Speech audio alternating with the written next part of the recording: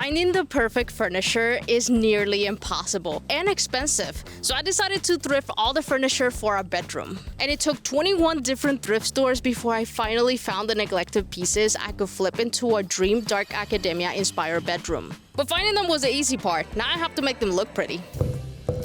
I want to light this desk on fire. I quit. This video is sponsored by Florid. More about them later. The first set I decided to restore were these nightstands, and I wanted to reveal the true character of the wood for less than what it would cost to buy a new set. Nightstands can cost hundreds of dollars each, but I picked up this set out of a flea market for just $110. The problem is that they're painted, and while I can tell they're solid wood, I have no idea what they will look like once the paint comes off. Today, I'm going to be stripping for the first time. Paint. Stripping paint. What I've seen, this thing is kind of goopy, so I'm supposed to cover the dressers in goop and shrink wrap it. But I think it's easier if I take the drawers out first. I might have found some treasures. I found a micro SD card. I'm afraid to look at what's saved in there.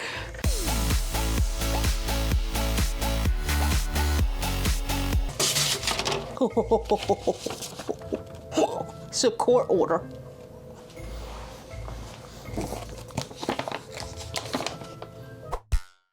Okay, I feel like I know too much about the previous owner of this dresser. Whoa, I almost fall off with that one.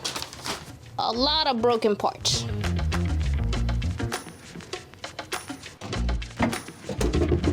Okay, no treasures, but they definitely come with a story. I won't say what's in the paperwork because obviously that's private, but it wasn't anything terribly bad. I'll just leave it at that.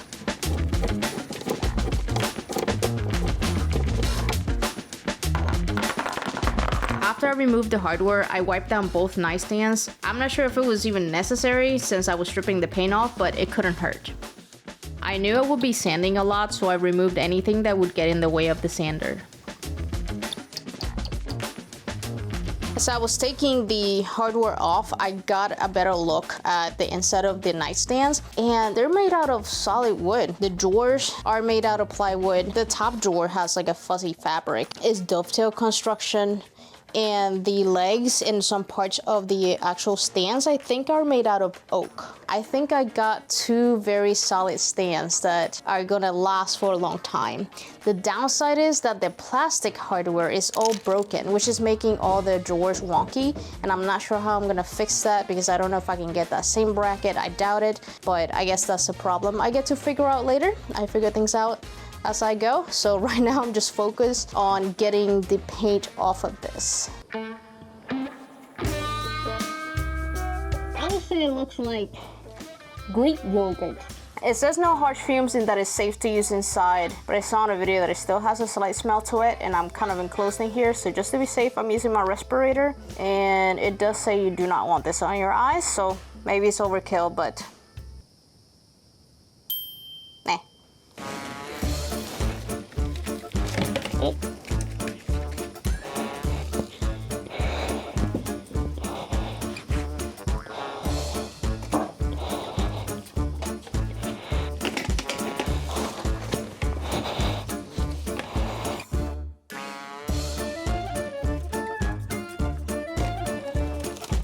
I don't know if you remember my laundry project, but shrink wrapping these nightstands gave me a little deja vu.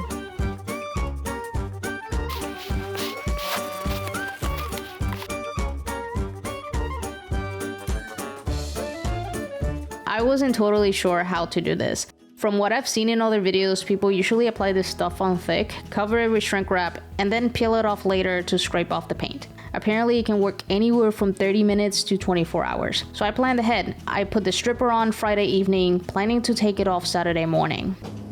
And now I wait. I'm gonna leave it overnight to give it the best chance to work. And hopefully tomorrow, all the paint comes off in one go. This stuff actually smells good. It has that little citrus smell to it. So the whole workshop smells like oranges. Sorry, give me a second. Let's see what we have here. Oh, look at that. So far, maybe it looks promising. The paint seemed to be coming off pretty easy, but I was worried about whether or not I could make this look good. Going from painted furniture to stain is something I've never done before, and since the stain shows the wood grain, if the wood doesn't come out clean or has a lot of imperfections, they're going to show. Also, I completely forgot I had weekend plans that went straight through Monday, and I only had like an hour on Saturday to try and scrape off as much as I could before heading out. So this nightstand was all I could do. I didn't even get to the drawers. I was so stressed out all weekend, I had no idea if leaving the stripper on that long was going to ruin the wood.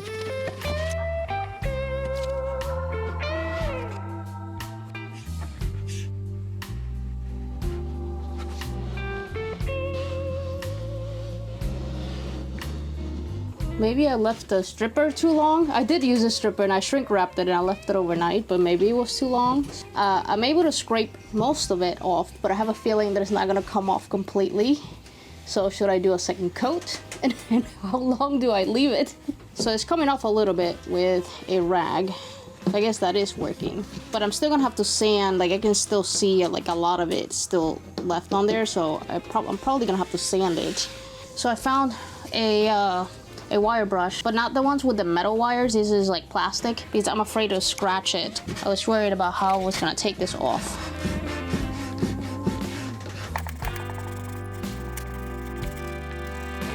This is day 2. The day I was scraping this doesn't count because I only worked for an hour.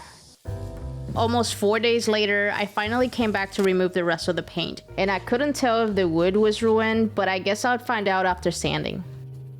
This is still the same nightstand, by the way. I'm still scraping paint off of it. I did put a second coat to see if it will help take off the paint better.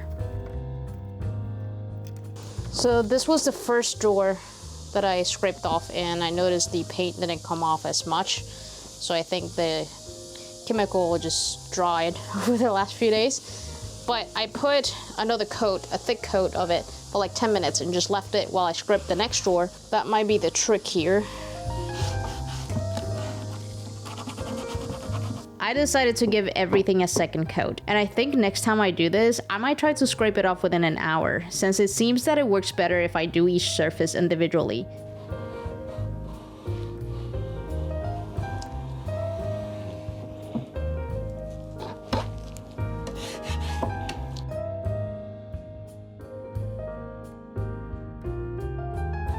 I had a feeling this was gonna take me forever.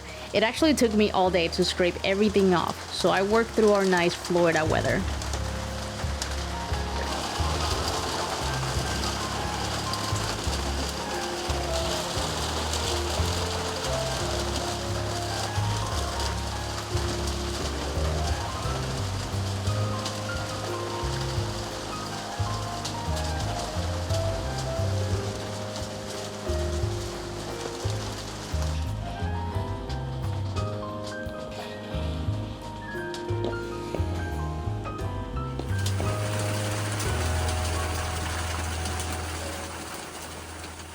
Before I started to work on this furniture, I had to get the room ready. I added trim to the walls to create an accent wall, painted them this beautiful dark green, got rid of the disgusting carpet that was in there, and installed luxury vinyl planks from Thrifted, who is the sponsor of this video. The color I picked is Nakan, which has this gorgeous natural wood look that fits the room I'm trying to create. And I recently got these sample planks that show the different plank sizes they offer, and I ended up going with the bigger planks, which they're actually bigger than me. Not only do they look really nice and high-end, but if you're doing a larger room, they go down much faster. Which definitely works for me because the less time I have to spend on my knees installing floors, the better. These planks are also DIY friendly.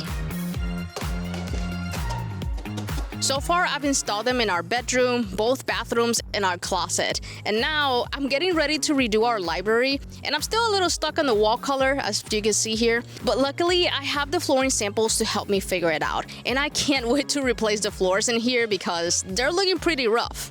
The vinyl planks come with a 20 to 40 mil wear layer, which is nearly triple the industry standard, and they also include a pre-attached underlayment, so you're getting all the benefits right out of the box. And one thing I really like is that they're really easy to clean and the fact that they're waterproof. That's one of the reasons I felt comfortable installing them in our bathrooms without worrying about water damage. So if you spill something, you don't have to worry about staining or liquid soaking through the surface. And if you have any questions about the product or the installation, Florid has a whole team of experts that know everything about the flooring, and you can get one-on-one support.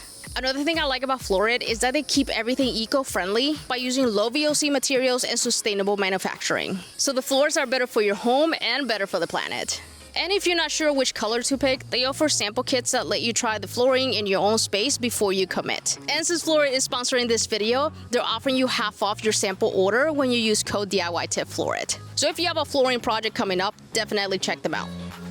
Thank you, Florid, for sponsoring this video. Welcome to Sanding with Tony, where you are going to sand with Tony and Tiffany. So a lot of DIYers and YouTubers, they say that sanding is really boring, but I don't believe them. I think this is gonna be fun and relaxing, and we're gonna have a good time together today. You know what? You have to put this on before the earmuffs. Let me get myself decorated properly. It's very important to have a dust protection because you create a lot of dust doing this. How do you turn it on? There's a button right here. Oh!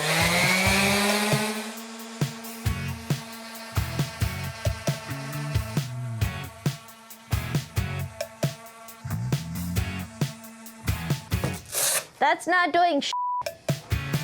The rough side goes down. I'm showing the camera. Oh.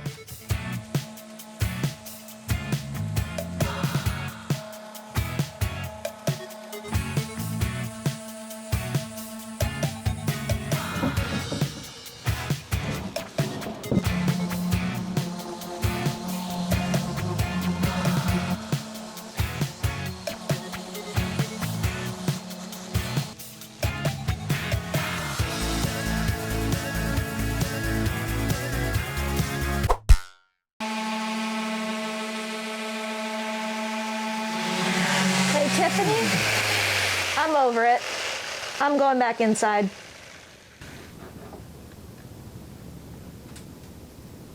Okay.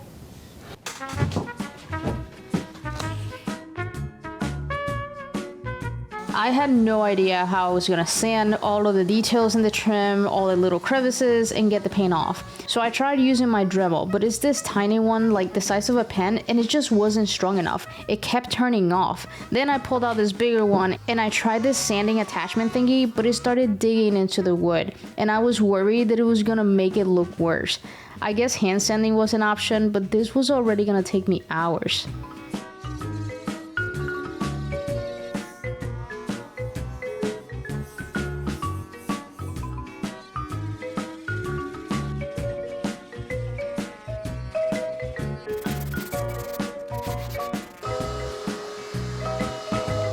What a difference.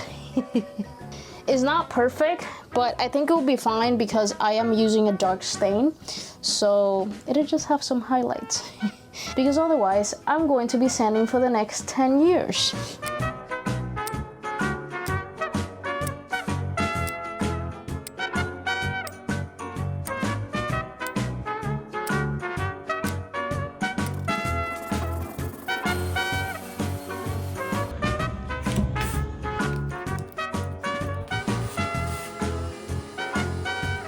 So it looks like this spot was repaired with like wood putty or something like that, but I'm gonna Sharpie it so that it looks more like a knot than a repair, because when you stain a repair spot, they usually don't look good, but you can tell.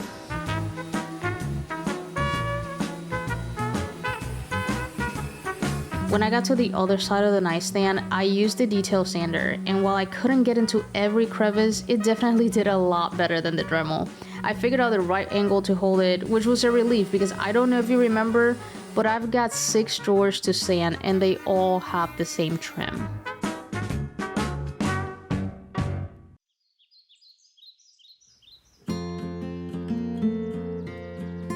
I only managed to sand one nightstand yesterday, and I still had all the drawers in the second nightstand to go. There was so much sanding, it felt like it was never gonna end.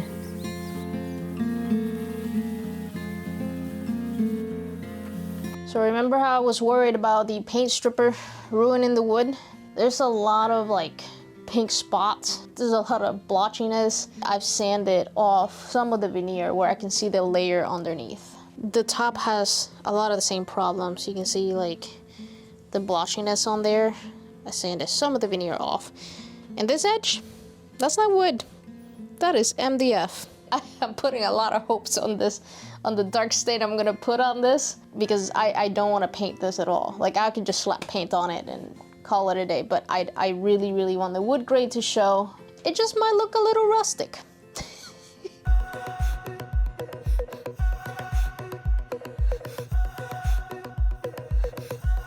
While I was in the middle of sanding, I heard barks coming from outside.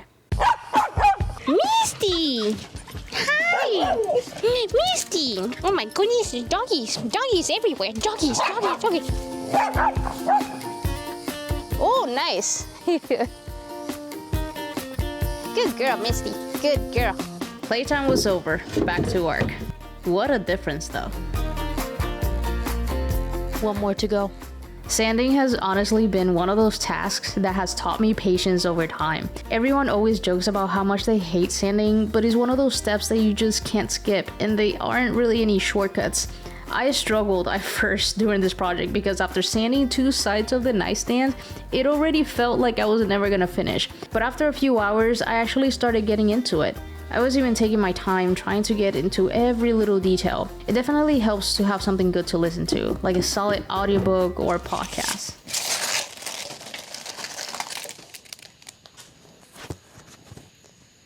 That has been the longest sanding session I've ever done. I've been sanding for 2 days straight. But what do you think? Okay, I'm going to sleep.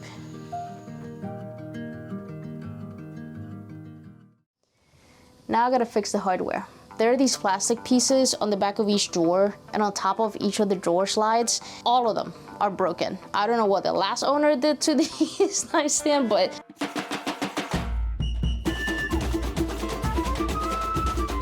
I found them on Amazon. They look the same, and I'm hoping that they fit.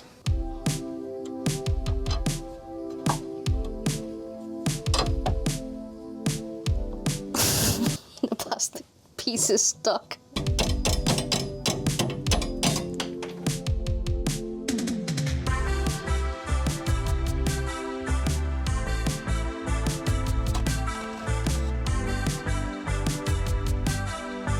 You can see like where it broke. It's like missing that whole entire bottom part. Oh, fits. Good. Let's do the rest.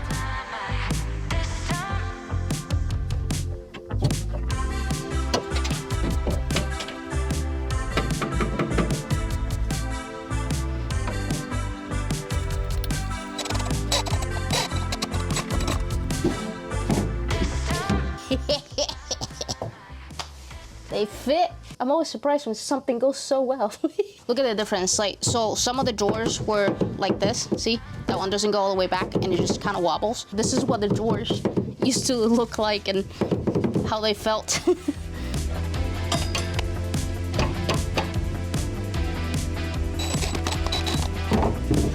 Perfect. I decided to cover the old knobs since I'm planning to switch to one handle in the center. I'm using wooden dowels to fill them. Not sure if it's any better than wood putty, but in my experience, you can always see where you patched with putty. So I figured I'd try something different. At first, I cut the dowels with a multi-tool, but they weren't coming out straight. And when I tried sanding them flush, I realized I was taking off more veneer than I wanted to. So this time, I pre-cut the dowels with one flat side. That way I don't have to sand as much to get them flush. There's also a pretty big color difference because Lowe's didn't have red oak dowels in the right size, so I had to go with poplar instead. And yeah, they don't match, so I decided to try blending them with a Sharpie. I know that this is not what Sharpies are made for, and I have no idea if this is actually gonna work.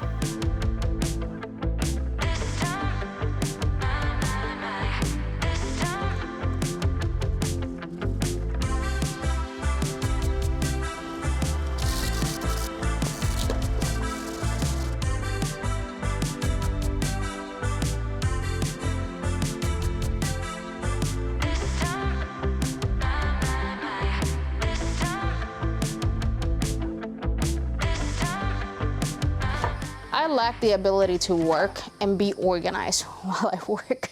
There's such a mess in here. Anyways, I'm getting ready to stain. And I did a lot of testing, and it looks like oil-based stain is very blotchy. Gel stain, which is also oil-based, is very blotchy. Water-based looks decent. So I'm gonna go with water-based stain. I couldn't find the color that I liked the most, and I didn't want to spend all of my money buying stain after stain after stain. So I landed on 2 colors, and when I mixed them together, they give me a color that I like, which is the dark walnut and the rosewood mixed together. What I'm afraid of though is that I'm testing this on pine, which is very yellow, and those nightstands are very red. I even tested a little bit on one of the drawers and then sanded it back off.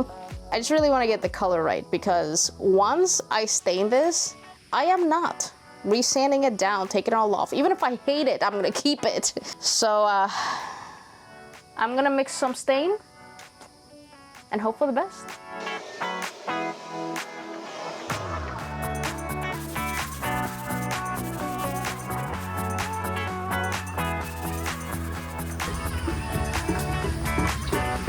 I'm gonna be applying pre-stain so that the stain doesn't look as blotchy.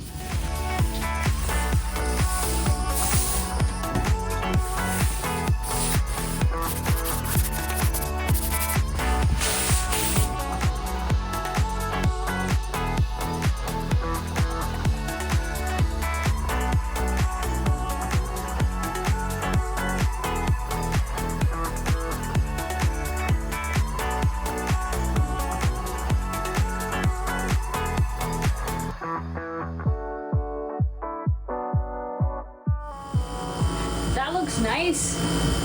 I'm liking it.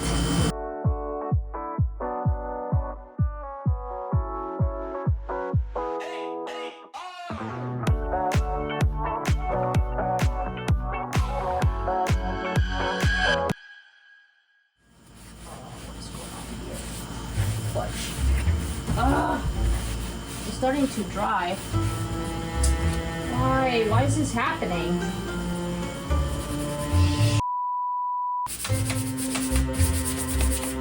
The other side, it came out so nice.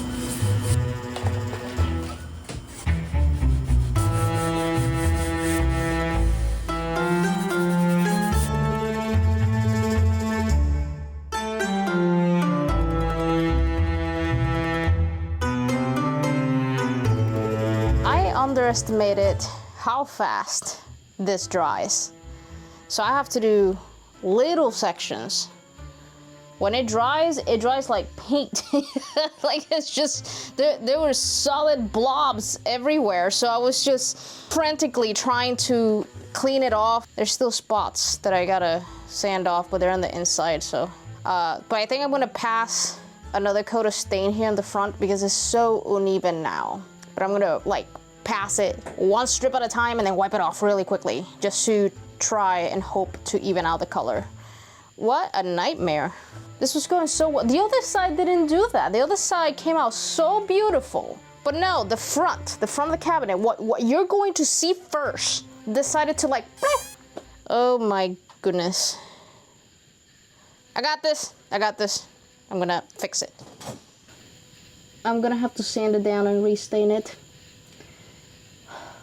Once I stain this, I am not resanding it down, taking it all off. Even if I hate it, I'm gonna keep it. This is the part of the video where maybe I'm supposed to say something inspiring about dealing with mistakes, but I'm still too annoyed with it, so just pretend I gave a good speech, okay? I sanded it, but I put a pre-stain on it again, and I'm waiting for it to dry, so I'm gonna go ahead and stain the drawers, one section at a time.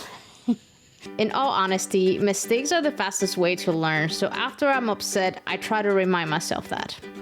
I try. But then the other side of me thinks maybe if I would have just read the instructions that literally say immediately wipe off the stain, none of this would have happened.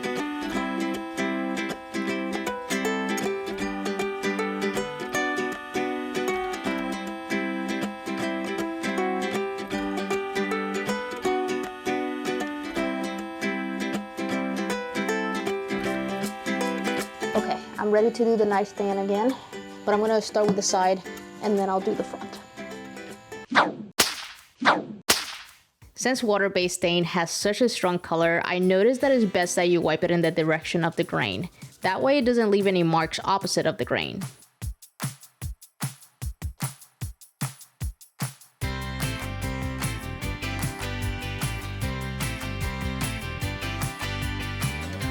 At this point, I learned my lesson and started doing one section at a time. Life is our paintbrush, and we are in no rush to use up all the colors of the rainbow.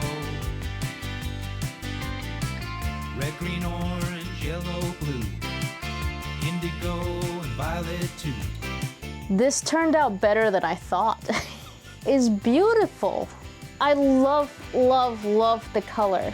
And I didn't know if it was gonna work. Like the further I got into this project, the less faith I had this was gonna work, because I was afraid that the stain would not look good on the wood. If you look at the cabinet that's sanded that has no paint, there's so many color variations. There's a lot of stains and blotchiness going on. Parts of it, I sanded the veneer off. It just looks, you know, a little bit aged. I like that the color really highlights the wood, and that's what I wanted. That's why I wanted to stain it, because I really, really wanted a dark-ish wood. It turned out the way I wanted it. I love it. I am glad. I did not mix enough paint for the second one, but that will be tomorrow's problem.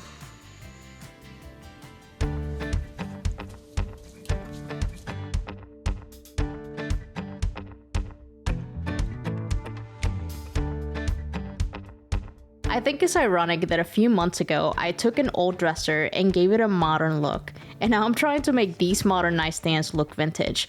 But I like the experience I'm getting by doing this.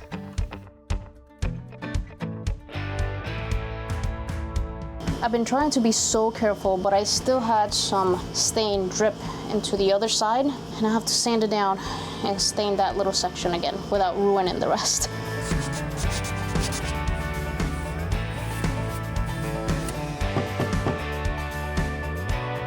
I'm gonna save my leftover mixed stain because I'm probably going to be using the same stain for the desk.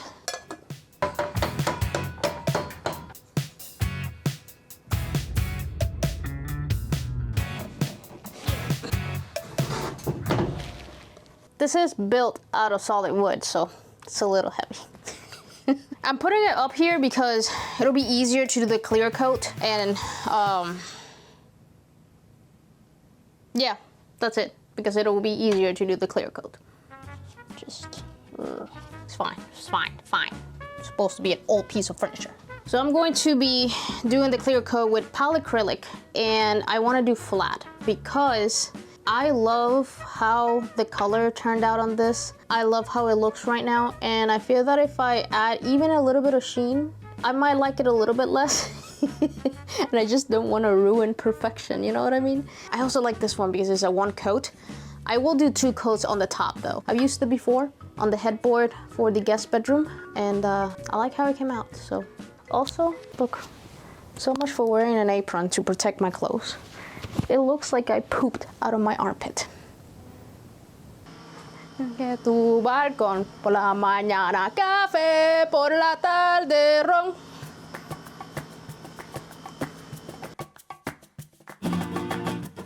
Something I learned while applying polyacrylic to these nightstands is that it really needs to go on super thin. And second, it has a bit of a milky finish. I was hoping it wouldn't change the look at all, but it definitely adds a slight cloudiness, and I hadn't noticed that before, but I think it was because I was working with lighter wood in the past. But with that being said, they still came out really nice. So I got these furniture nails. They're kind of like thumbtacks, and I think that's pretty much what was here before that made the drawers be evenly spaced. So I'm gonna try these, and hopefully they work. Just pretty much put them in the same hole where the other one was.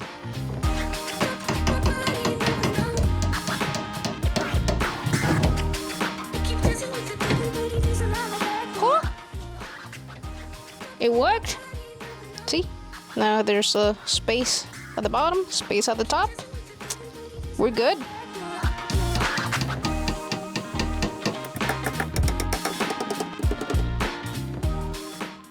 In between clear coats, I'm sanding with 320 grit, and I'm doing a very light sand by hand because if I do it with the electric sander, it might take some of the finish off. I decided to do a second coat all the way around so that everything feels smooth. I didn't think I'd get excited about these nightstands, but I had this inspiration photo where I loved the ones in the pictures and I was trying to find something similar. So when I saw these, my goal was to make them look like the ones in the picture. I think these ended up being the perfect mix of modern and vintage. Like I said before, when I was shopping, I knew I didn't want anything too vintage, but I'm going for dark academia, so modern is not a good fit, and I had to find a balance. And I feel like these nightstands hit that balance perfectly. And yeah, they have imperfections, but not the kind where you look at them and think, yikes, you could have done better. They're the kind of imperfections that give them character and make them feel unique. If I bought these nightstands brand new, it would have cost hundreds of dollars just to buy one. But instead, I got the set for $125 and I spent around $206 in materials, totaling $331. I'm not sure if this is considered a little high on price for used nightstands, but the experience that I got from doing this project and how much I loved them, for me, it was totally worth it.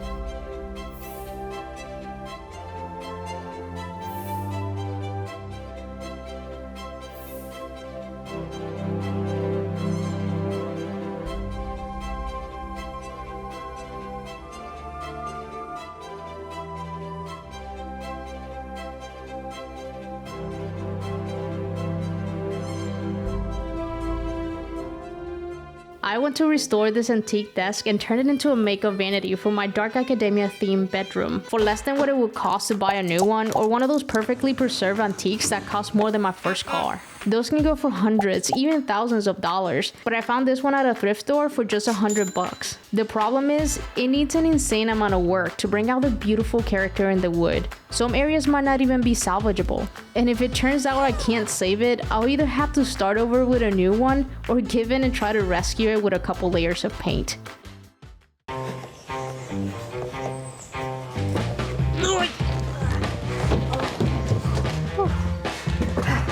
It's kind of heavy. Tackle Cat's pants today. It's Sunday. This should be our thumbnail right here. I'm gonna have to do some surgery on this desk. The middle drawer has the veneer peeling off to the point that I don't think I can save this by repairing it. So I think I'm gonna remove the veneer and put in a new one, which brings the second problem. This trim all around the drawers, I don't really know where to find that. And then it also has these little like corners that are curved. So trying to find that and match it, it's going to be impossible. And if you take the trim off, there's a big hole. And then in general, just the state of this, like I don't know what this gunk stuff is on here. And then the top looks like it needs a lot of love. I don't want to replace the veneer on everything because I think that's going to be a lot of work. So I'm gonna try to save as much as I can.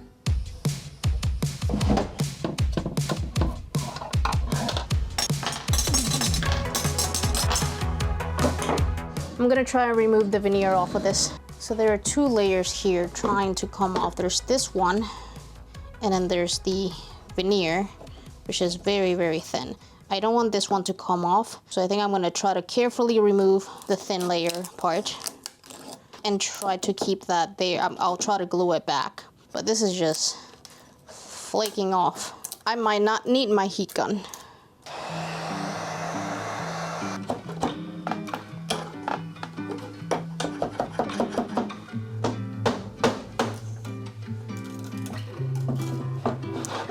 There you go.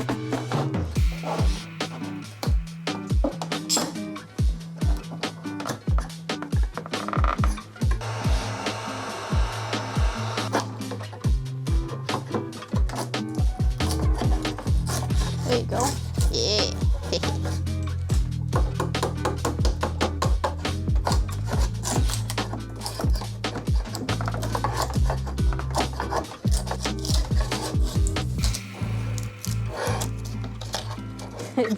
The big chunk. Oh yeah. Look at that. No. Oh man,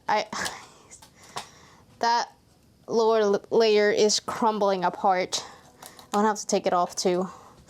I'm so scared to do that because I don't want to lose the thickness of the drawer.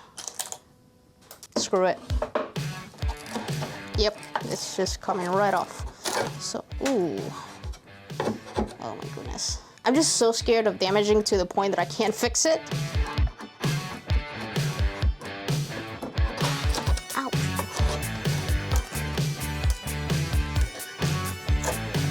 Ouch.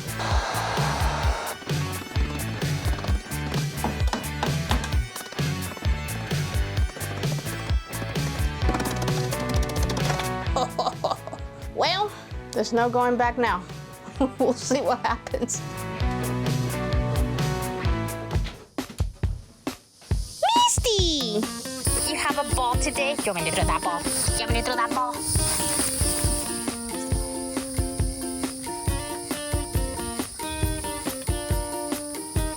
Good girl, Misty. You're such a good girl.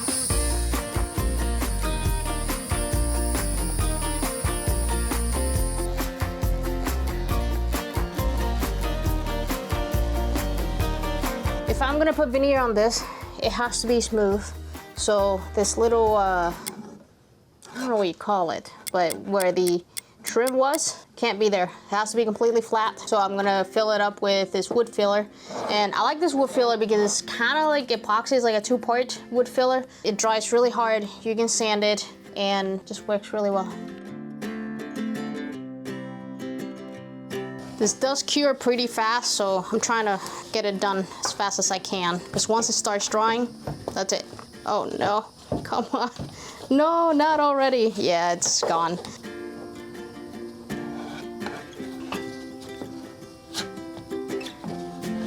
While that dries, I am going to remove the trim from the rest of the drawers.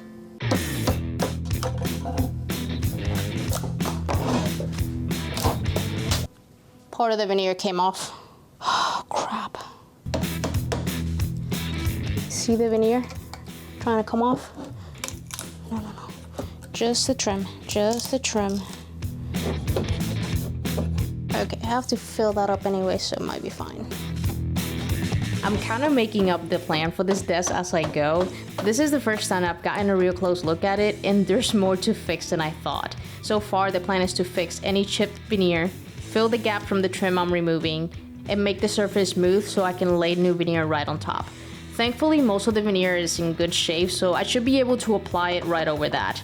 This is actually my first time doing this kind of restoration when I'm installing new veneer, but hey, I watched one full YouTube video and like 3 shorts, so I'm basically an expert now.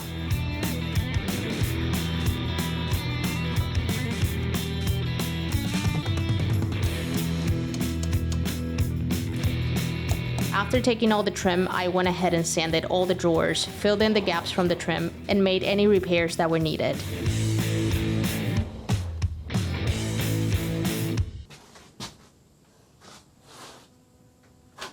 What a freaking mess. I can barely walk in here. I'll take care of it. I will, after I'm done with this. Because today's goal is to sand the whole desk and the drawers, all of it. The nightstands took me 2 days to sand, like 2 full days. And I feel like that's too long. I'm just gonna give it all I got because spending 2 days sanding is no fun.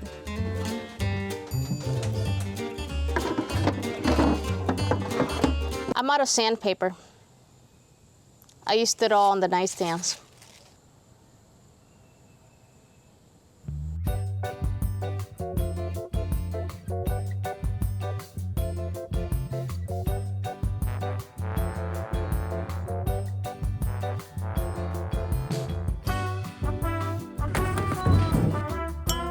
Okay, I'm back. I'm gonna be listening to a good audiobook and sanding for the rest of the day. Wish me luck.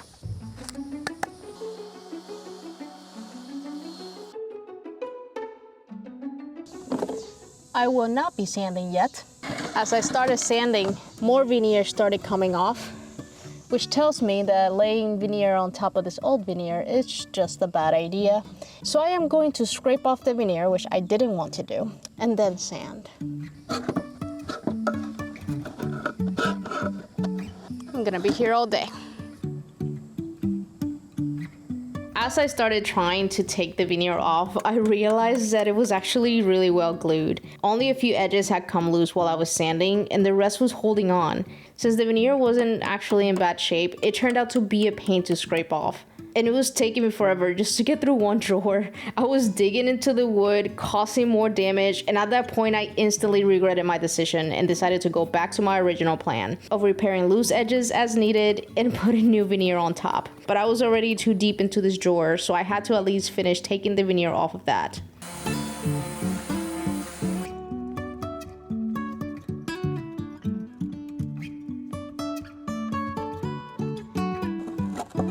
Ew, I don't even know what this is. It's like gooey.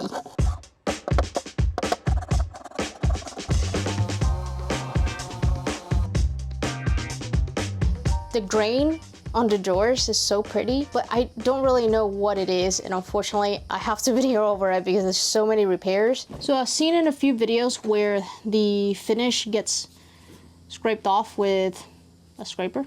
I assume that saves you sanding time and maybe prevents the veneer from being sanded too much. I think. It wasn't really explained. I've just seen a bunch of people do it.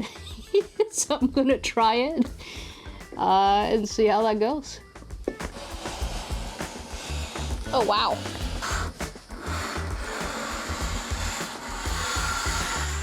I don't know what I was expecting, but it's pretty cool and really satisfying to do.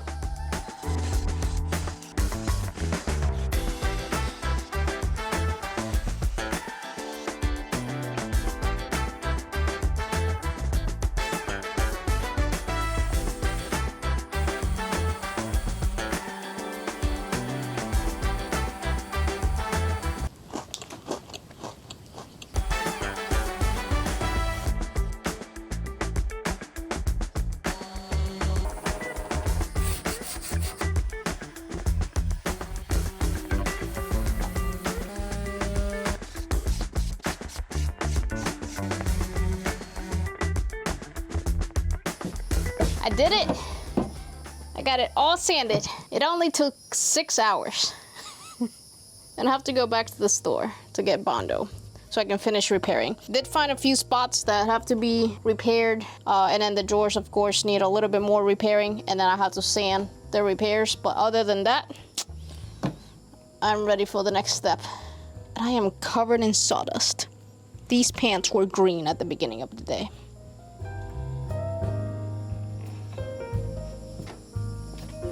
So I got the Bondo and I get to try it today. I think it works the same way as the high performance wood putty that I've always used. It's a 2-part. It dries really, really fast, but it dries really hard and it can be sanded.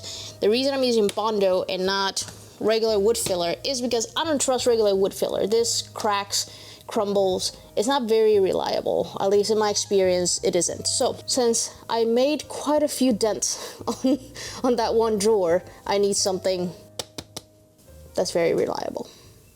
Also, I need a super flat surface for that veneer. I had never used Bondo before, but it was something I'd always wanted to try just to see if it worked better than the high performance wood putty I usually use. And honestly, I ended up liking it more. It spreads a lot easier and it gives you a little more working time, but I didn't know that yet, so I was really rushing to get it done. Yeah, apparently I only have 3 to 4 minutes working time, but it's 88 degrees, so I probably have half of that. That's very thick. Okay, maybe I have enough for the other drawer. I should have been wearing my apron. No time, no time. Okay, next drawer.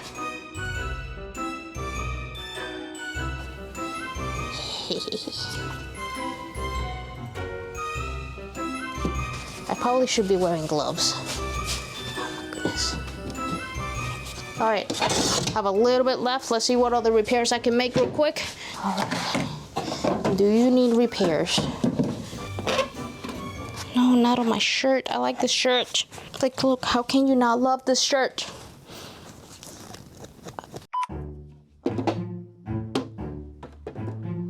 Not on the, oh my, I am making a mess. I can't have this on this desk. I'm pretty sure the working time is more than 3 to 4 minutes, like I thought. Okay, let's hope this cures. I'm not sure if I used enough hardener, the thing that makes this thing cure.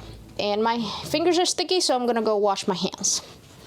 And then I have to go to the dentist. I have a dentist appointment today. And assuming I am not in pain when I'm done, I will come and give it a try at putting veneer on this. I've heard about this trick that Mayo takes out water stains on wood, and I kind of want to try it because there's this nasty water stain here that I can't sand out because it'll sand through the veneer. There's already a part that I sanded too much, and I just want to see if this works. I'm supposed to just leave it there and wait, I think. All right, we'll see. I decided to take this decorative piece out to repair it, but I ended up never putting it back. Ugh, you can't take it out. Ah. Also, it was time for me to go to the dentist, and I realized that their tools look very similar to my Dremel set. I think dentists are just crafty people, but with teeth.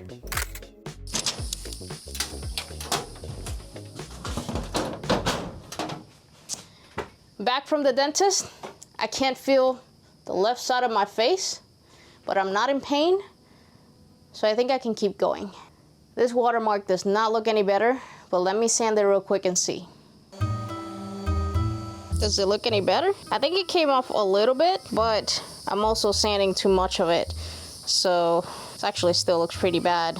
The reason I don't want to replace the veneer on the top is because it has this curve over here, and I've never worked with veneer before, and I'm just scared to screw it up.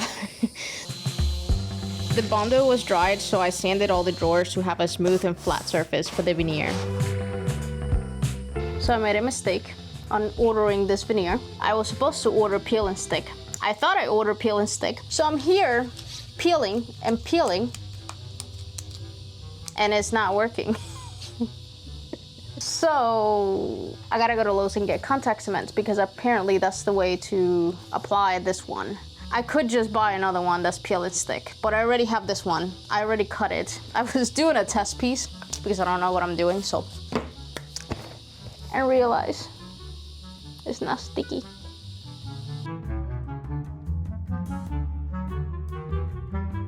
I glued the sample piece successfully. It looks beautiful, so let's do the real thing. I laid the drawers down to mark the size I needed, and I made the cut slightly larger than the drawer so that there would be a bit of overhang.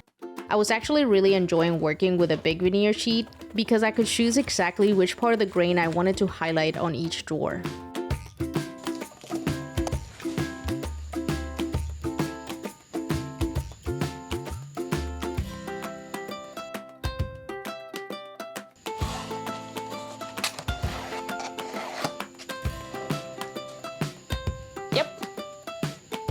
I'm happy, I love it, but I will glue this tomorrow because it's kind of late. The dentist kind of took a big chunk of my day, so I'll glue this tomorrow, and then I have to go to the dentist again. I picked up gel contact cement instead of the regular one because I saw in a video that it was easier to work with. I'm not sure how much of a difference it makes, but this ended up working pretty well. I'm ready to go. I'm kind of nervous, I don't know why. Every time I do something new and it requires glue, I get nervous. But I prepped as much as I could, I think. I'm using cabinet rollers because they're not that fuzzy. And I have everything labeled, so when I glue it on the right drawer in the right direction. Oh yeah, fully covered.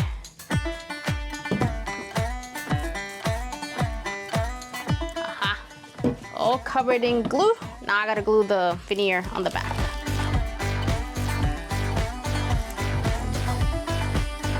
And now I wait until it gets like tacky, and that's when I'm supposed to put it on.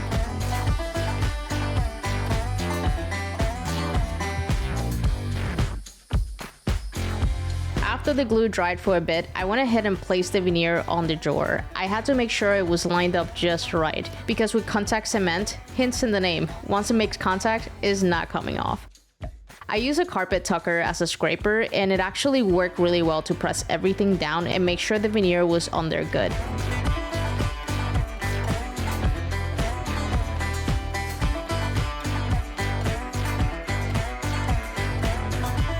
Well, that went well. Now I have to wait till it dries before I can do anything else. I also have to go to the dentist again. Maybe it's because I'm eating too much candy from Lowe's.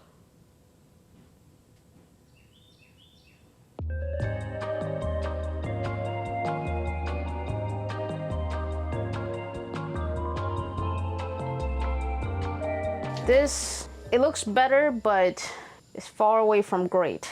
So we'll see. I did some repairs on the top and used Sharpies to touch up a few spots, just trying to blend the wood color. Some areas I left alone for now and plan to touch up after staining. Honestly, this is just me testing things out. That's why I do things a little different every time. I like trying new things and seeing what works and what doesn't. For the color of the stain, I decided to do the same color as the nightstands, which is half dark walnut and half rosewood. I don't expect it to look the same since it's a different type of wood, but I wanted it to look close. I'm gonna start with the inside of the desk. If I do the inside first and I don't like it, then it gives me time to maybe change the ratio of the stain and remix it. But let's hope I don't have to do that. That is very dark. I don't hate it though. I like that I can still see the grain. One thing I didn't like about this desk is that the stain that was on it was so dark you couldn't see the grain. With this, you can still see the grain, even though it's really dark. So far, the stain color was looking pretty good. But with the lighting I have in the workshop, it's hard to tell for sure. It might look totally different once it's in the actual room since the lighting and overall vibe are completely different. It's always a challenge picking out colors when you can't see them in the space they're going to live in. I mean, I could bring the desk into the room, bring it back, but this thing is heavy, so I don't want to do that. I'm using water-based stain, which means I have to work section by section and wipe it off right away. So I had to move pretty fast to avoid it drying too quickly and ending up patchy.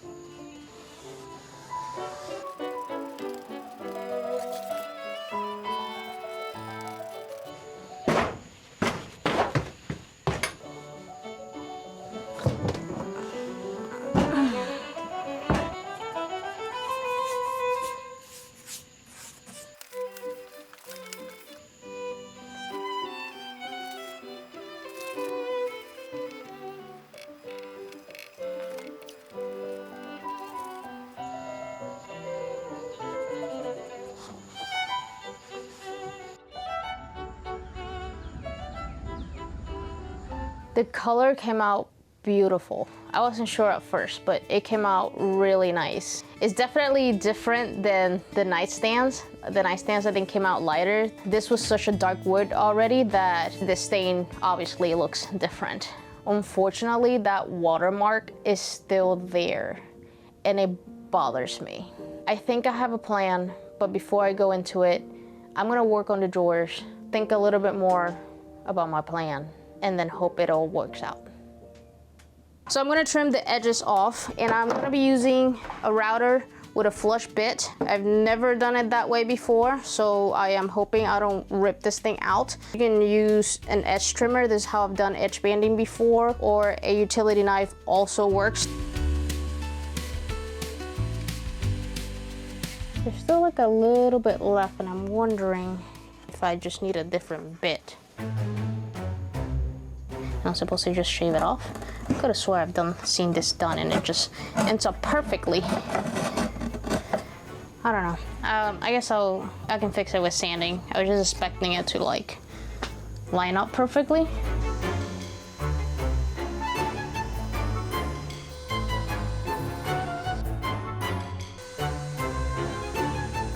I'm not sure what I'm doing wrong. It's not doing a great job, but it's probably me. was hoping the router would make things go a lot quicker, but I guess not. I could do it by hand, it's fine. But something I want to show you that is really cool. This has a little metal thingy here, and it tells you the brand of the company. So it looks like this desk is from Thomasville Chair Company. And based on a little bit of research, it looks like this piece is probably from the 1940s, which makes this desk over 80 years old. And I think it's so cool that I get to restore a piece of furniture that is so old, you know? And it's well built. It has dovetail construction. Everything is made out of either solid wood or plywood. This thing was sold very cheap, obviously, because it was in so much distress. But now it's gonna look new and it's going to last long. I'm probably gonna keep it for a long time. That's, I don't know, it's pretty cool. That is Freddy. He is the shop lizard. He's missing his tail, but it wasn't my fault. I wonder if he wants to go outside. Maybe he wants to go outside. I don't know. He comes says hi to me once in a while and then goes back and hides. Do you want to go outside? No? You can go outside. Or you can stay here and hunt all the bugs. I'm okay with that too. He doesn't want to go outside.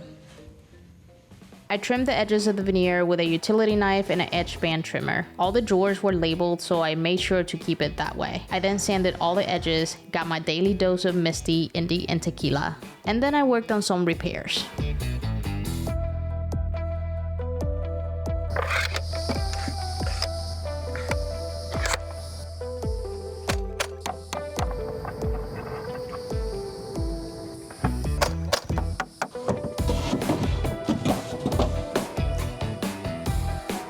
What do you think? Plot twist, I'm changing the style. This looks really good. I love it. Just kidding. I do like it though, it looks kind of cool. It's different. If you wanted to make it a little bit modern and different, this would definitely be a way to do it. But it looks gorgeous. I just wanted to see what the grain looks like before I stain it.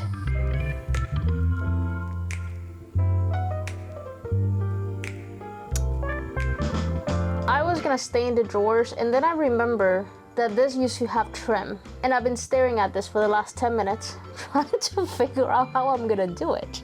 So I found this very thin trim at Lowe's that I think will work with this. Now, I cannot replicate how the trim used to be. If you remember the nightstands, it has this decorative trim on the edge of every single drawer, and I think that's how I'm going to do this. I'm not trying to make it look the same, I just like that style, and I think that's gonna look nice with this. I could just leave it plain. It's gonna have the brass handles, the same ones that it came with, so it's gonna be antique enough, but I also feel like leaving the drawers flat, it's too flat. It needs a little something, but I am not adding trim to the middle drawer because that middle drawer is curved, and I have no idea how to curve the trim. I'm sure there's ways. I'm just not willing to learn that yet. Maybe one day. By the way, a quick thank you to Titus for sending me some safety gear like the ear and eye protection I'm wearing right now.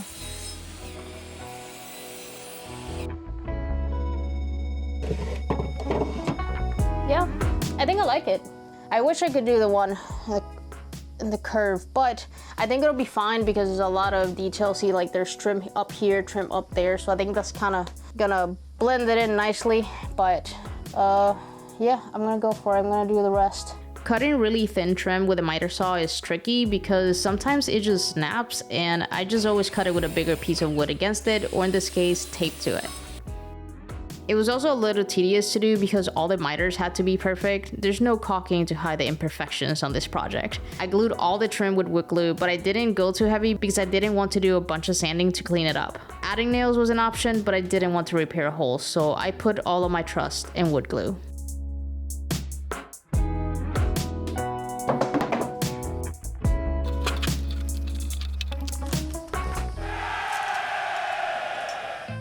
I did some final sanding, applied pre-stain, and then finally stained the drawers. I guess I didn't do a good job at gluing this one. It has a bubble, well, two bubbles. That color does not match at all. This desk is stressing me out. I think it's just gonna have to be a two-tone desk. That's the least of my problems right now. My plan B on the top has not arrived yet. So I went to the store and got wood bleach, which was recommended in the comments, so thank you. It says it removes black water spots and stains, so I guess we'll see. But I have to sand this down.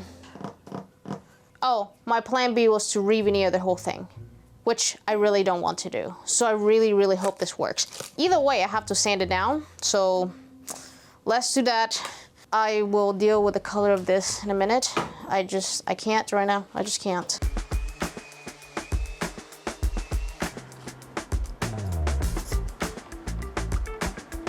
I will say, it has gotten better over the days compared to where it was.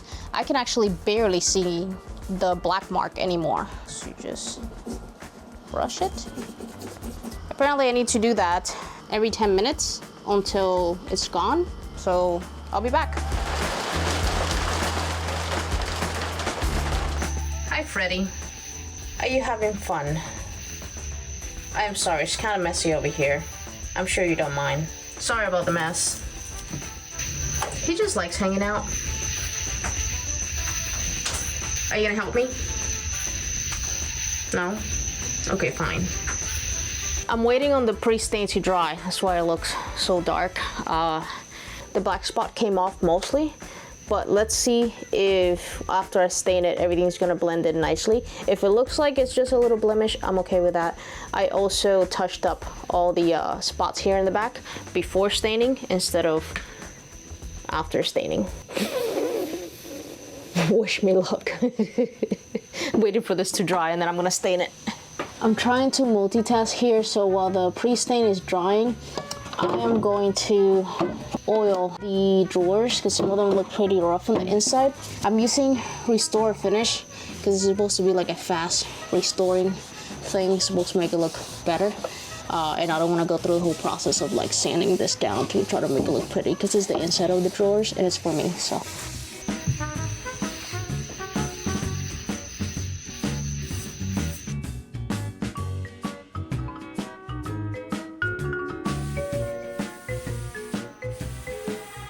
That looked far from acceptable. Also, the spot where I did the wood bleach made the stain look a lot lighter. I feel defeated by this desk, but I'm gonna make it happen somehow. I'm gonna sand the finish off again, and then I'm gonna put new veneer on top. Very nice. Misty! Tequila! Hi, Tequila! Oh my goodness! Oh my goodness! I got the ball. Oh my goodness! Oh my goodness! Are you gonna keep me company? My plan was to make a template in the shape of the desk, cut the veneer with a bit of overhang, and then use the router to trim the edges. The problem is, this isn't a normal straight edge. It's got curves, so if I messed up the cut with the router, I'd pretty much have to replace the entire top, put on new veneer, which there's $70 per roll, and then try to route the same tricky edge. That's gonna look nice. I followed the same process as the drawers. I applied contact cement on both the top and the veneer, waited till it was tacky, and I used wooden dowels to avoid the veneer sticking to the top until it was lined up correctly. It seemed like a good idea at the time. No. I hope it's in the right spot.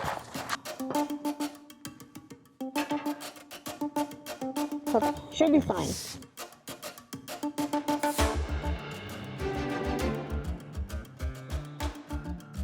I can't win. I don't know if this spot is ruined. I've been trying to slowly sand it and scrape it off. It's just a blob of glue got on there. I didn't prepare enough when I was putting the glue on and let it get to the top. So I'm hoping that when I do a quick sand that it comes off, but we all know how thin veneer is, so I can't sand it too much. Mineral spirits took it off. Mostly. While that dries, I'm gonna do something with these. I want to reuse the same handles that the desk came with. So I've heard this is really good. I don't know, let's see what happens. It cleaned them up for the most part, but I didn't love how they looked. Instead of looking antique or polished, they just looked kind of rusty. So I headed to the store and picked up some rub and buff, which by the way, you've recommended in the comments before. And I also found a wood repair kit. But before messing with the handles again, I decided to use the router to trim off the excess veneer on top. And based on my practice run, let's just say I wasn't feeling too confident about how this was gonna go. That was my second attempt. Okay, first attempt, second attempt, third attempt. There's a 50-50 chance this won't work.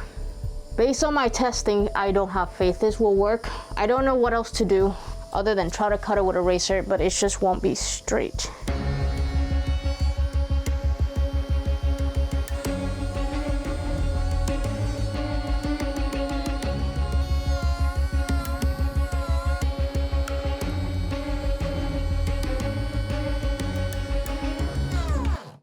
Oops.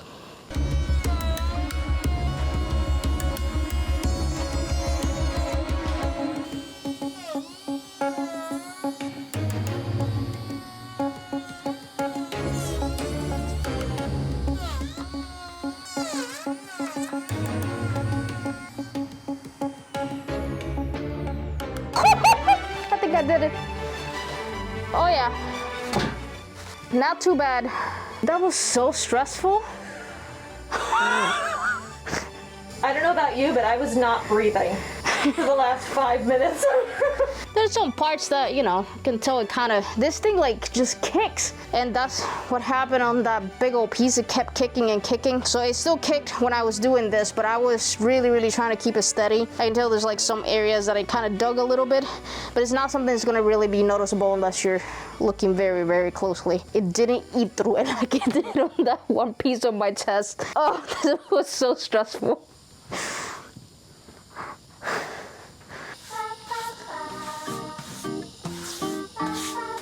I still gotta do the back, but the back's just straight shots. I'm gonna do that by hand.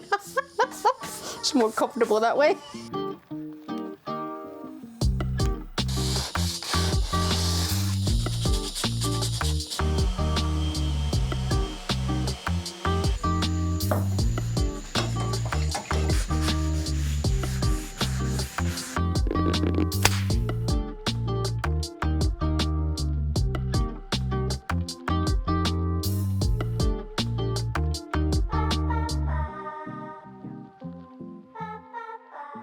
While the stain was drying, I went back to the handles, and this is how they looked after using rub and buff. I was actually pretty impressed. I've never used it before. I started with a layer of black rub and buff, then added the gold on top to give it more of an antique look. I wasn't going for a brand new look, I just wanted them to look like they were starting to age.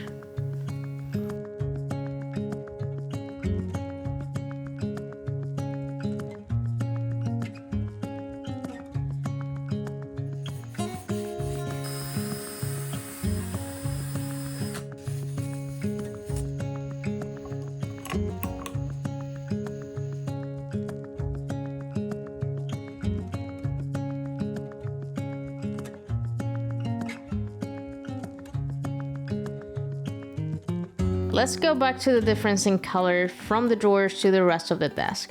It was still bothering me. That's very red, it's very brown.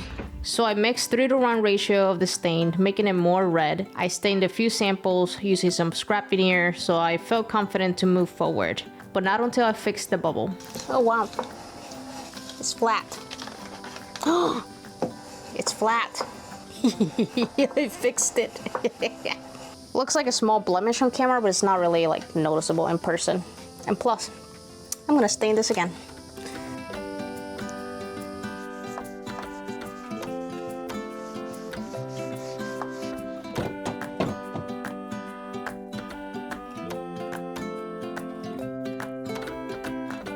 I ruined the top. It looks so patchy, like the stain just dried up in random places. I stained it and wiped it off very fast, like a lot faster than what I did with a brush. I want to light this desk on fire. I just want to give up. Like, I'm so done with it. I'm so done.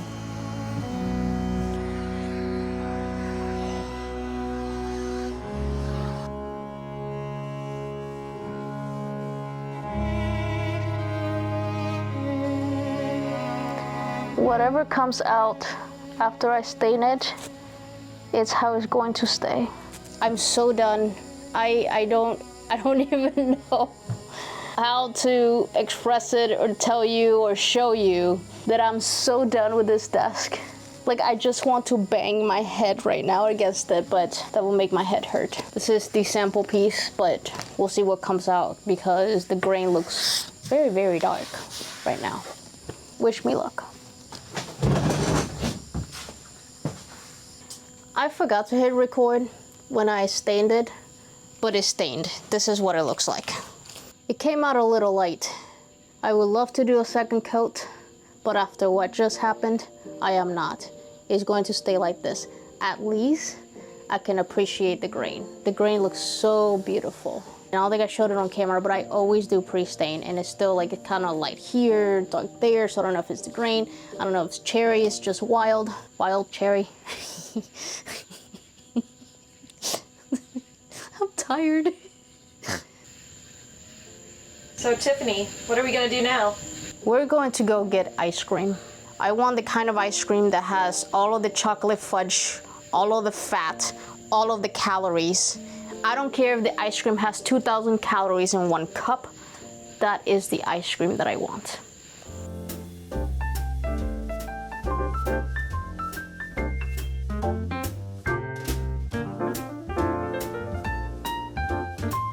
If you're curious how much I spent on this desk, the materials were $331 and I got the desk for $100, meaning the total cost for this was $431 and part of my sanity.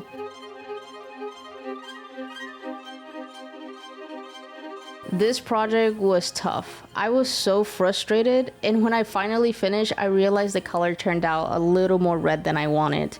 I couldn't even get myself to like the piece at first. I actually had to wait a couple of days before doing the final shots because I just couldn't stand to look at it. I don't know if you've ever had a project like that. Thankfully, after stepping away for a bit, I came back with fresh eyes, and I have to say, it is a really beautiful piece. It's not exactly what I had envisioned, mostly because of the color, but I do think it's beautifully restored. And more than anything, it was a great learning experience, and that's really all I can ask for.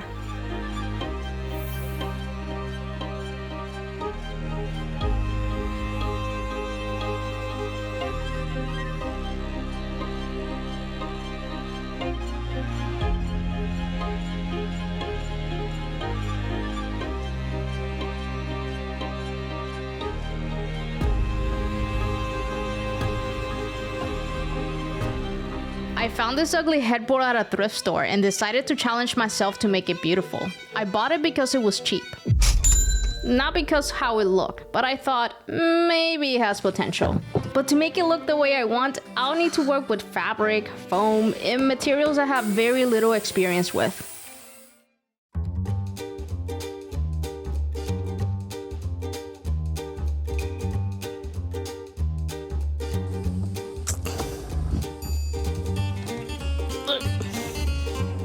I think this was a bad idea to move by myself. Crap. Let's hope I don't break it before I'm done with it. Oh, crap. Okay. I got it. Ouch.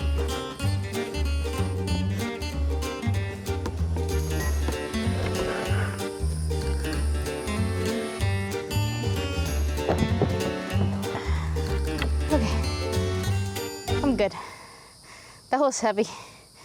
Here's the plan. So I'm going to sand all around the edges because that is the only part that's going to be visible of this headboard. And then I'm going to add fabric and foam here in the middle, so that is a padded headboard. Around the edges, I'm gonna put decorative trim all the way around, just to add a little something because this headboard is a little plain. Oh, I have to stain it before I add the fabric, by the way. Before I sand, I'm gonna scrape some of the finish off just to make it easier on the sanding. I will say this makes a screeching noise that is awful. Sometimes it's like a satisfying scrape, sometimes it's just like ee! I just recently learned about using a scraper, and honestly, I love it, except for the screeching noise. It takes off most of the varnish so it avoids clogging up my sandpaper. And of course, because it's summer in Florida, when I started making progress, this guy's decided to punish me. But it's Florida, so the rain lasted about 10 minutes and I went right back to it, like nothing happened.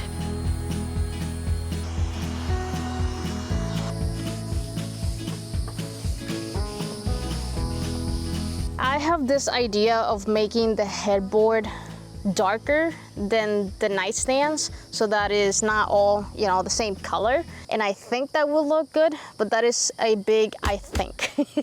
I sometimes struggle with, you know, what I see in my mind, it looks good, and then I do it, and then it's not. So what I'm gonna do is I'm gonna stain one side darker, and the other side I'm gonna stain the same color as the nightstands, which is stains that I mixed together. And then I'm gonna put the headboard in the room so I can actually see it in the space next to the nightstands and see which one I like the best. All right, so this is dark walnut, and it's just dark walnut.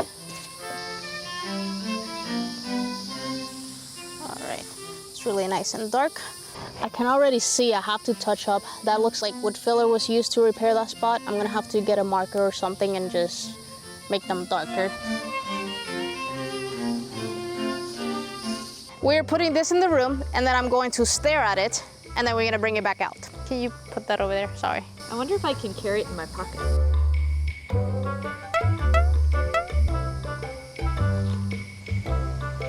The answer to that question is no. Are you ready? I'm good. They look exactly the same. I don't know if it's because it's dark in here. They definitely look darker than the nightstands, which was my goal. It's just interesting how I've done 3 pieces of furniture, stained it with the same color, and everything comes out different. Which one looks better with the nightstands? Move the right all the way to the right.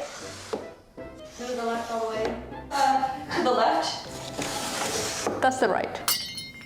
What? Right, left. Oh. I put the fabric I'm gonna use on it so I can get a better visual. And I really love how it looks. What do you think, buddy? Do you like it? Yeah? What do you think?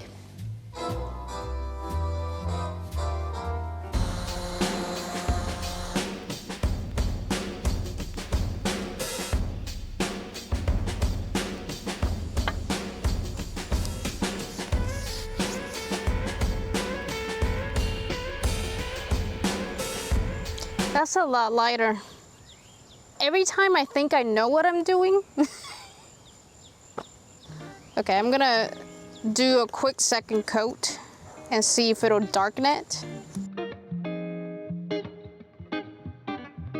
I already had it in my mind that I wanted this to be darker than the nightstands. So if I put this in there and it's a lot lighter, I'm probably not gonna like it, because once I get an image in my head, like once I have an expectation of what something should look like, it's really hard for me to like something else, and I end up being disappointed. That's why I'm doing a second coat and trying to make it work. But I also need to do the second coat quickly so that it doesn't dry on this, because that happened to me when I was doing the desk. I did a second coat and it dried.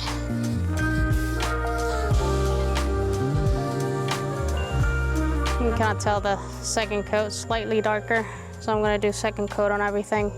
Also, doesn't that not look better than the super light mark that it was before?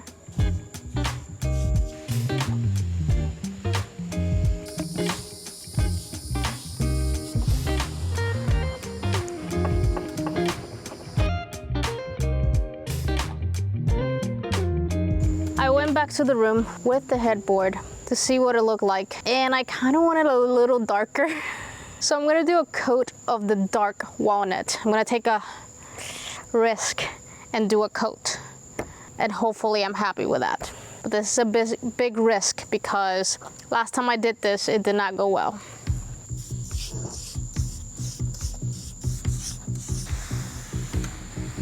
I think that's darker. That's probably as dark as I'm just gonna get before I start ruining it.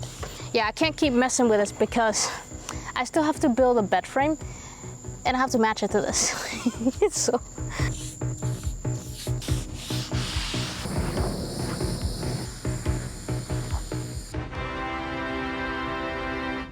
like the color, so we're good there. But I don't have the decorative trim. I only had the one piece because I bought it as a test piece to see if it was gonna work, and I forgot to get more. So I have to go to the store, get trim, and then tomorrow I'll cut it to size and stain it.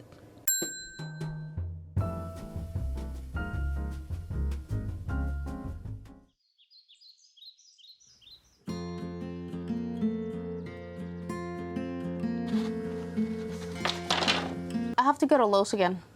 I just noticed that none of these patterns match. I didn't look. I grabbed them all from the same box and assumed they were all the same pattern, but this is the correct one and the rest are wrong.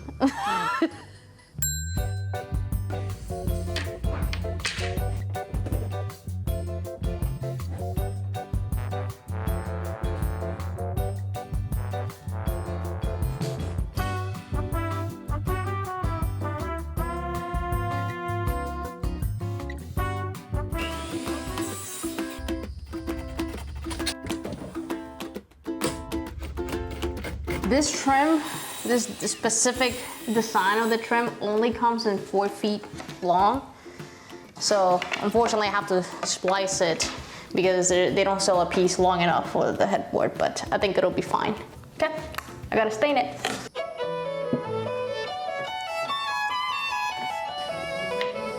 I forgot to do the pre-stain. I can tell because it looks blotchy. I think I'm just gonna keep going. I'm gonna do like 3 coats of stain, so maybe it won't matter. But I forgot.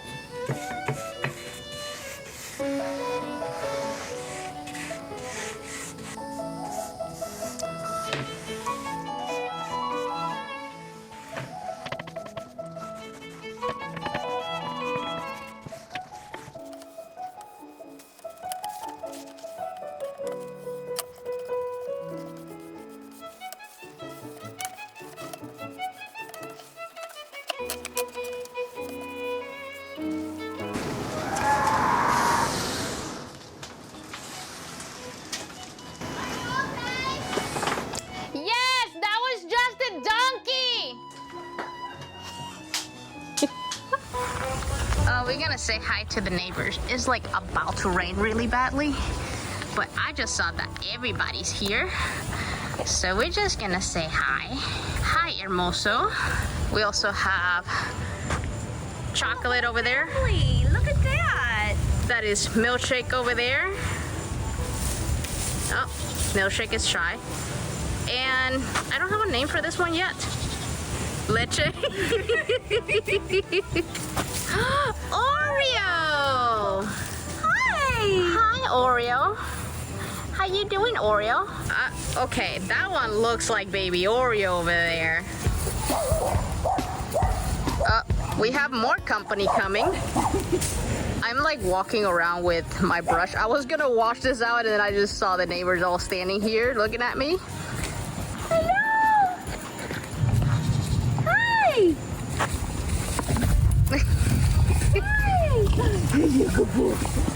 Yeah. Let me see. Up, up, up, up, up, up.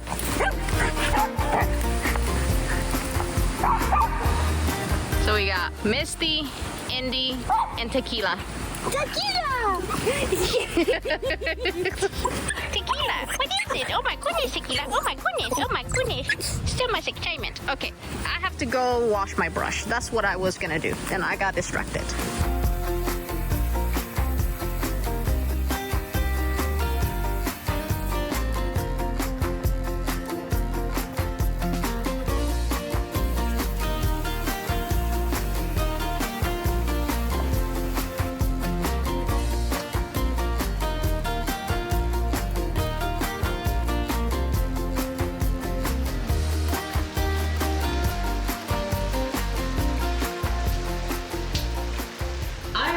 For the back audio, I lost the other half of my mic. Like, it just poof, disappeared. Anyways, I'm going to do the clear coat. So last time I did a clear coat, because I used Waterbase, it came out kind of cloudy, and some of you in the comments told me that if I mix it with stain that it would avoid that. So I'm gonna try it. I'm just gonna add a little bit. I don't wanna add too much because I don't want to interfere with what the clear coat is supposed to do. It's supposed to protect it. So I'm following your advice blindly, so I hope you don't give me bad advice.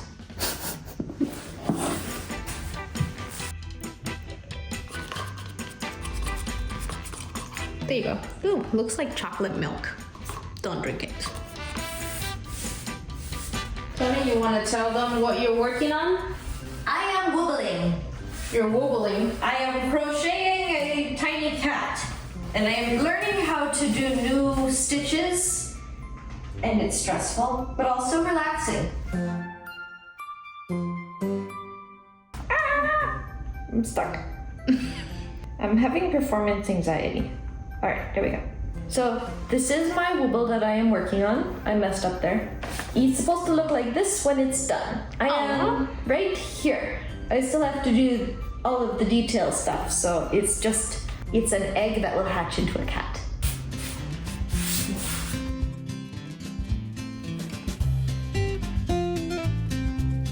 After I got done with the clear coat, I realized I needed to go back to the store to get more trim.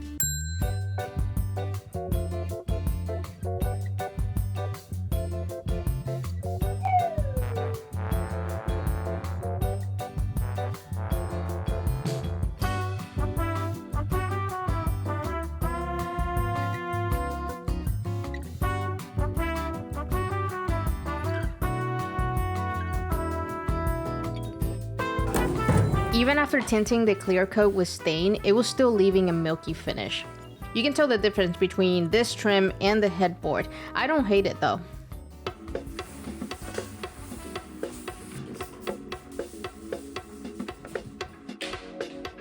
I know that for this headboard, I'm going for a Dark Academia theme, but I didn't want it over the top headboard. However, Tony requested that she wanted a padded headboard. So to make the headboard padded, I'm using 1-inch foam and cutting it to size. I also wanted to add decorative nails all the way around, which meant I needed more trim, something solid to actually nail into. So I was prepping the surface where the nails go, and it ended up being more work than I expected. I had to shim it and make sure everything was steady.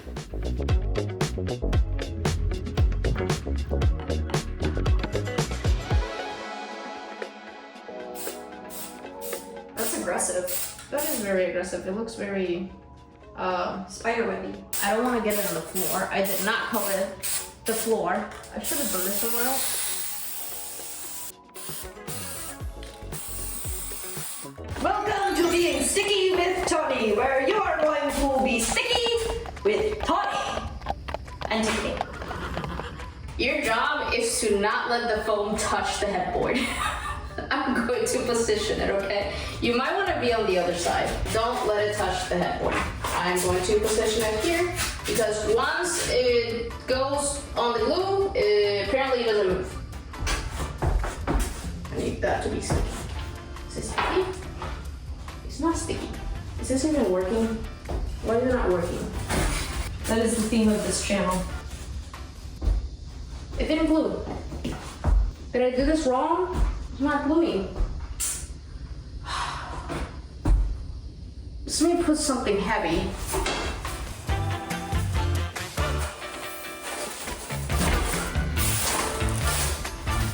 Something on this side. Okay. I guess we wait.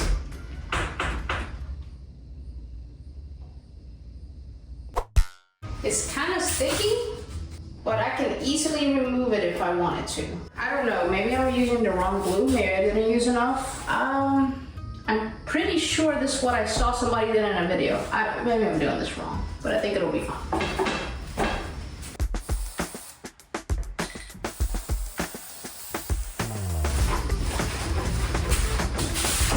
Can I help you? Now I'm gonna put a thinner layer of foam. I think it's called batting, but I have a whole roll of it in my crafting cabinet. So let me go get it.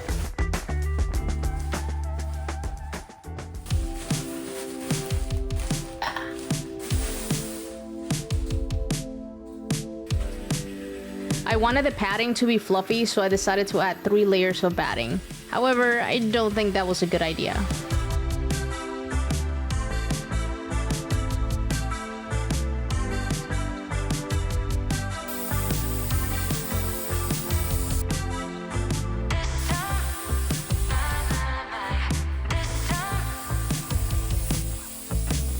I have a small problem.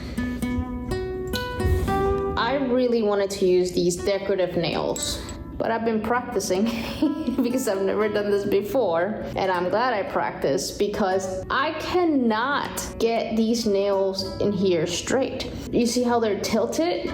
And I've tried and I cannot get them straight. I think this headboard with the fabric and the trim that I added looks really nice, looks really elegant, and I'm afraid that if I add these nails and they all start looking crooked, that is going to really look bad. Not to mention that I have to put over 100 nails by hand.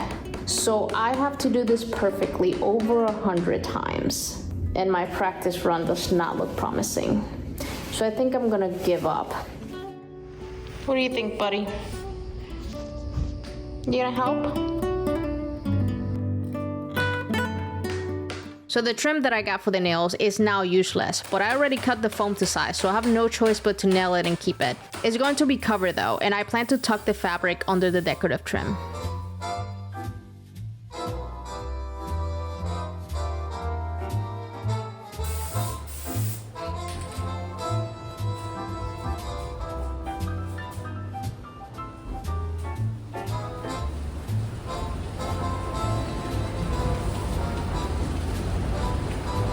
To cut the fabric, I'm using electric scissors that Fantic sent me. Most of the tools I use for projects like this, I'll have them linked in the description. There you go.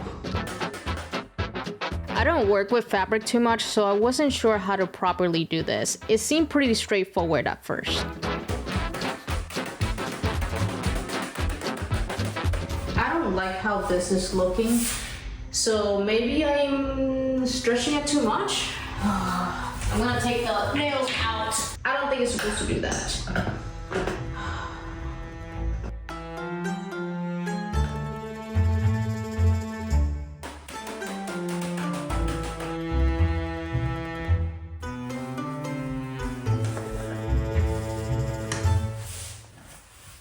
Okay, I'm taking it all out.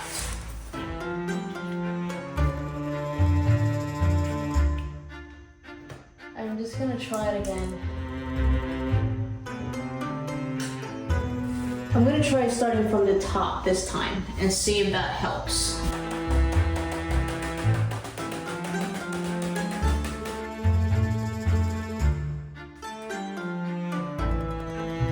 I think it looks a little better.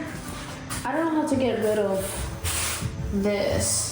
Maybe that was my fault. Maybe it's because I did 3 layers of the batting. But you see, it's not smooth. I really don't know what I'm doing.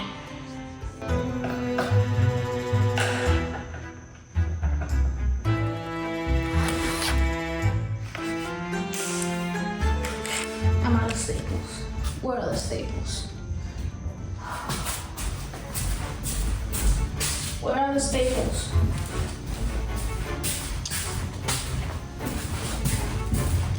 Oh, where are the staples? I found the staples.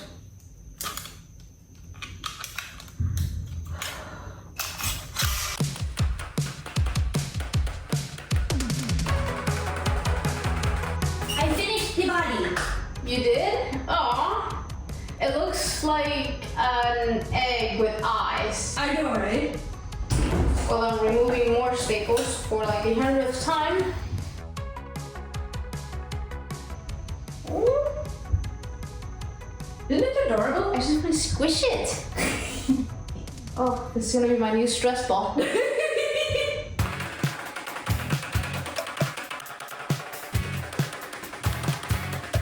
Going from top to bottom was better, so that I can control how this looked when I stapled it.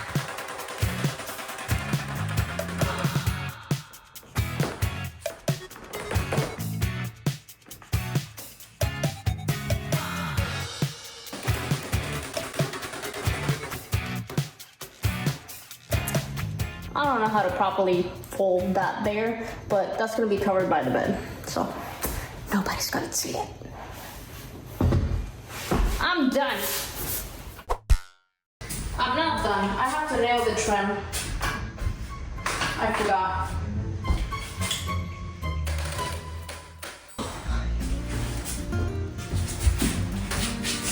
Ooh, I have to touch up those nails for sure. But what do you think? You like it? I love it. I think it has a very nice contrast. It looks really nice.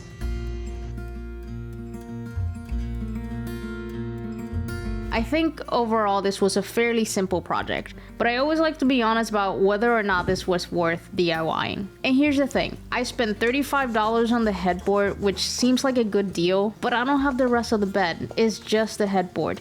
And I spent $156 in materials to modify this headboard. And that doesn't even include tools, it doesn't include the stain because I already had it. I've been using it for the rest of the furniture, so technically it's more than that. So I'm at almost $200 in expenses for just the headboard, and I plan to build the rest of the bed from scratch. But when I see something I can fix up or restore, I feel compelled to do it, even if it costs a bit more. In the end, I get a unique headboard that I brought back to life along with the rest of the room's furniture, and I find doing that fulfilling.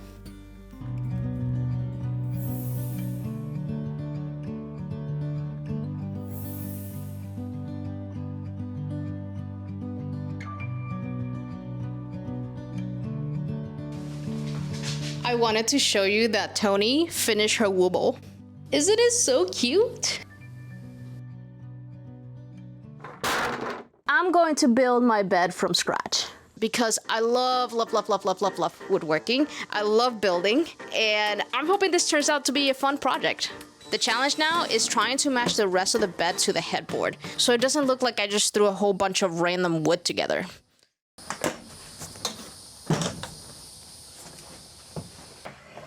Here's the plan. First, I gotta build a footboard, which I kinda wanted to match the headboard, which means I gotta attach legs on each side, add decorative trim, and then add cute little feet.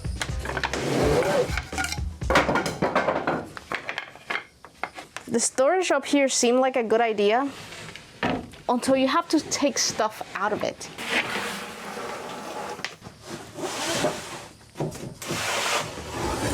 After I'm done building the footboard, I then have to add the rails, which is the long side pieces of the bed. I have to assemble it, hope that it fits, cut like 100 pieces of wood for the slats, and I have to do this middle part here for support. Oh, and I have to stain it, make it look pretty. So the footboard, I need a long board that is about this wide and this high. And it needs to be 3/4 of an inch thick so that it doesn't like warp, you know? And I bought this specifically to do that, but I don't really like the grain. This is also kind of pricey, so I think I'm gonna return it and use scrap wood. This is plywood, it's very pretty, but it's also like very flimsy. So I'm going to build a frame.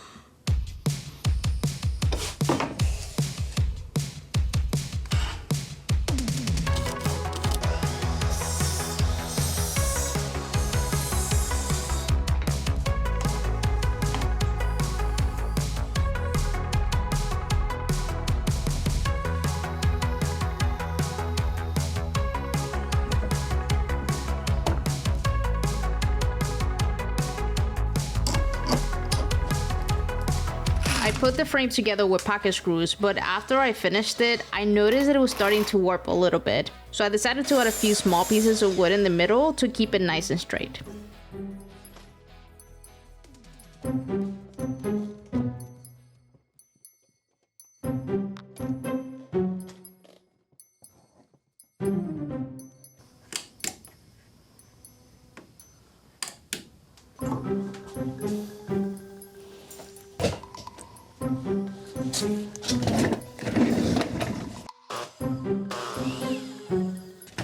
I just realized the vacuum isn't working. Why? I think my vacuum died. No wonder, there's like dust everywhere.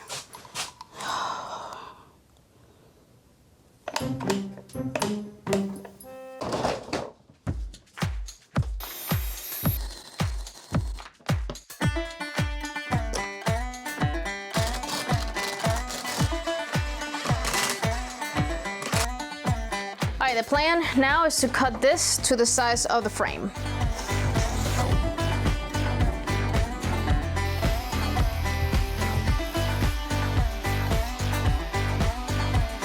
I'm gonna freehand this cut because this doesn't have to be perfect. The edges are gonna be covered by trim, so less work for me.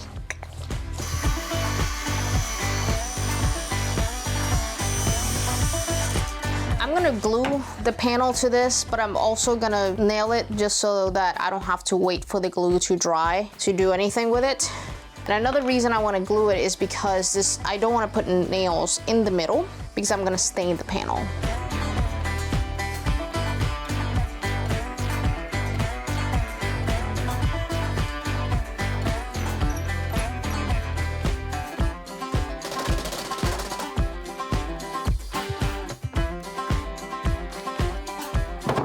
Let's do something with this chunk of wood. This is a furniture leg. It's basically 4 1x4s glued together. And I could have done this myself, but it was not that expensive to buy it already done. Saves me some time, and I only need one because once I cut it in half, I just need like little legs, you know? But it's too thick. This is like a little over 3 inches. I need to cut it down to 2.5, which is what the headboard thickness, the side of the headboard is. The blade isn't tall enough for this, so I'm gonna have to do it in 2 passes.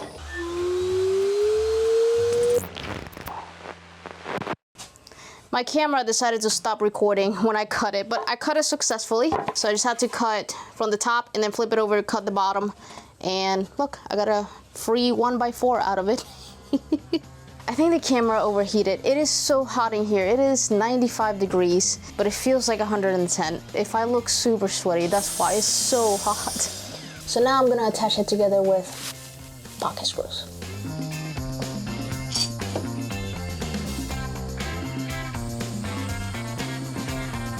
So the way this goes together is with the leg here and the trim here. To attach this board in the right place to the leg, I'm just gonna lay it on the trim, and that should be the right amount of spacing at the bottom, and it should line up.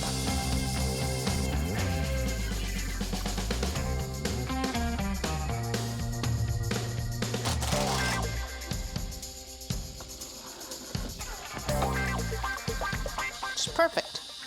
Almost perfect. But it's good enough.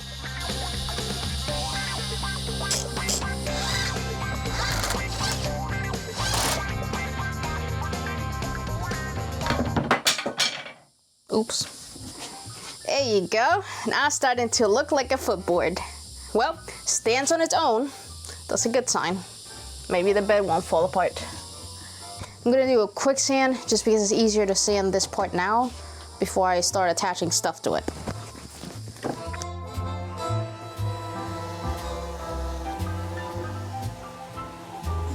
I didn't think how I was gonna attach any of this. Like I drew it and I'm like, this is what I want. And then I just started putting it together. I don't particularly have a plan. I mean, I do, but it's not very detailed. But it looks like I'm gonna need like 100 pocket screws.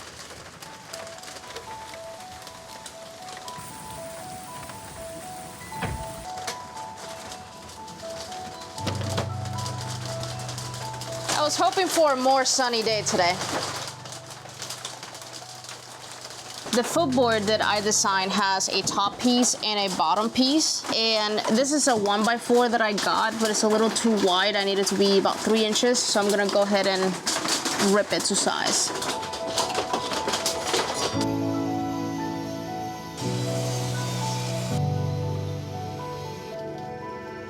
I'm always self-conscious about how long it takes me to build something. When you're making something from scratch, especially when you're designing it yourself, you're kind of on your own. There's no IKEA furniture instructions, there's no pre-drill holes, there's no tutorials that cover every single step of what you're doing, since I decided to come up with my own ideas. So it usually means a lot of staring at the project, trying to solve the next step in my head. For example, how do I know the exact placement of this trim? How am I going to hold this in place so it doesn't shift while I screw in the pocket screws? Even after finding all the answers, I still don't catch all the potential problems.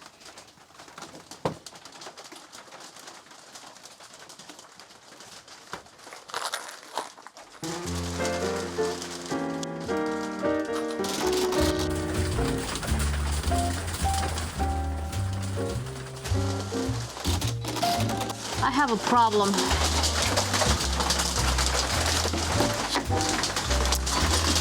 It's bowing. So you see how here, there's like a little gap between the trim and the edge? That's how it's supposed to look. But then you come here to the middle and it's almost flush. And then you come here and it's perfect. So this part here in the middle, it's bowing. So I have to take it off and try to unbow it somehow. The bottom's fine. The bottom came out fine. I didn't have to do anything. But I guess I should have checked this ahead of time. Anyways, let me take this off before the glue dries. Okay, the glue was starting to dry. I gotta sand it down and re-glue it again. All right, so I flip this piece of wood because if I re-screw everything where the holes are, it's just gonna do the same thing. I either needed to redo the pocket holes or flip this piece so that the screws, when they go in, they don't land on the same hole that is already there.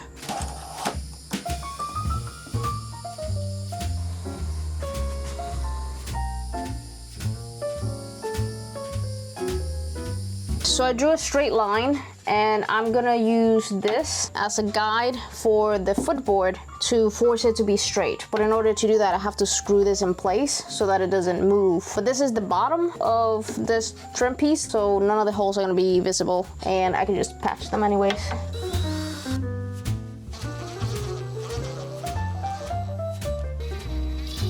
So look how it's flush over here. And when I try to straighten it, is that straight over there. But as long as I screw everything right against this piece over here, it should be straight.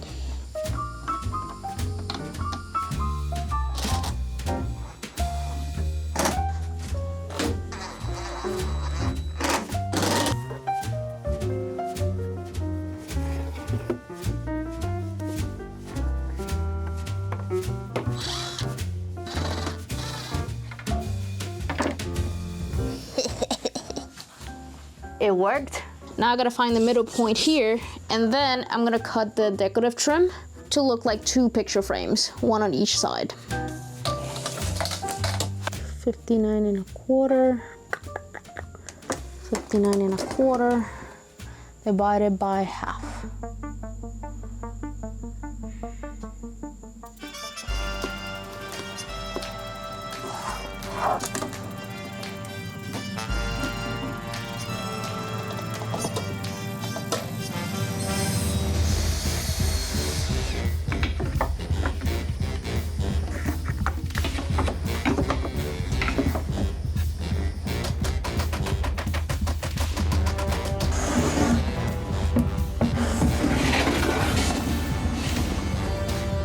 Look at this big chunky footboard.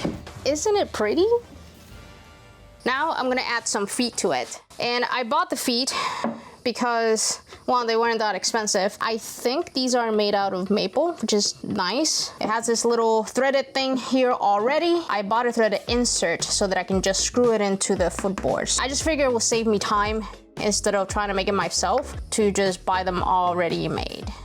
But I've never done a threaded insert. I'm assuming you drill a hole and just screw in the insert. Let's try.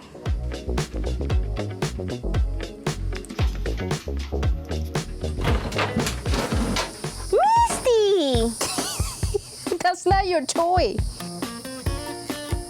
That's a big stick. Let me see. Let me see. Up. Oh my goodness, it's big. Where's your toy? Misty, let's go find your toy. Come on, show me where it is. Come on, let's go find your toy. No, leave the stick. Leave the stick. Or not. Let's go find your toy. What's your toy? Okay. Indy and Tequila. Hello, hello, hello, hello, hello. Hi, hi, hi, hi, hi. Hi, hi, hi, hi, hi. Hi, hi, doggies, doggies, doggies. Oh my goodness, oh my goodness. So excited, so excited, so excited.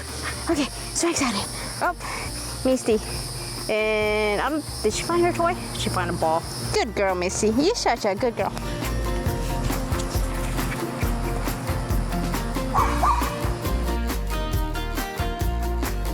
Tequila, tequila. Oh my goodness, oh my goodness, oh my goodness. You're so excited. You're so excited. You're so cute. You're so cute and tiny. Where's the ball? Where's the ball? It's not over there. It's not over there, Tequila. Where's the ball, Misty? Where's the ball? Good girl, Tequila. Good girl.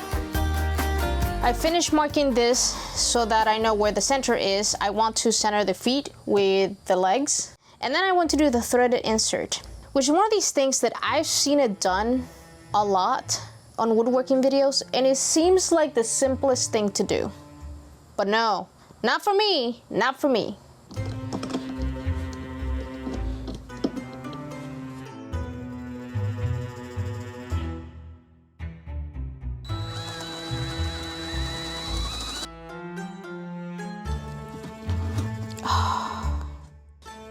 No matter what I do, this thing goes in so crooked. Look at this.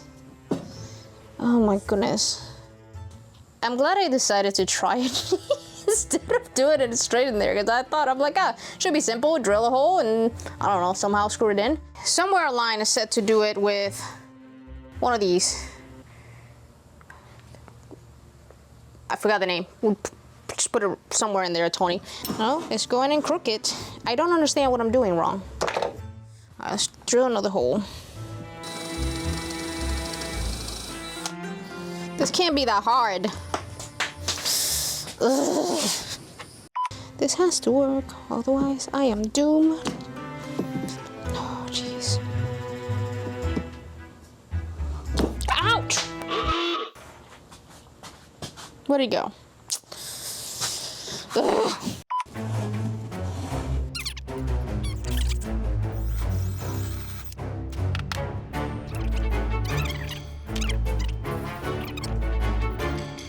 How to screw a threaded insert.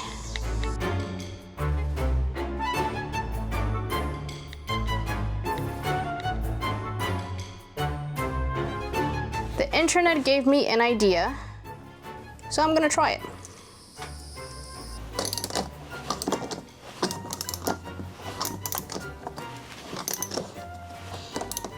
Okay, that's going in. But I believe the problem of it being crooked remains. Okay, I saw a video where you can put this in with a bolt, but now I'm taking it out, but it's coming out with the bolt. Like, yeah, I got it in, but now I can't. Now it's like stuck together. And I read that using a washer might prevent this, but apparently not. This does not work. How do you even do this? I don't understand. Okay, I think that's probably stuck there forever. Okay. Plan B.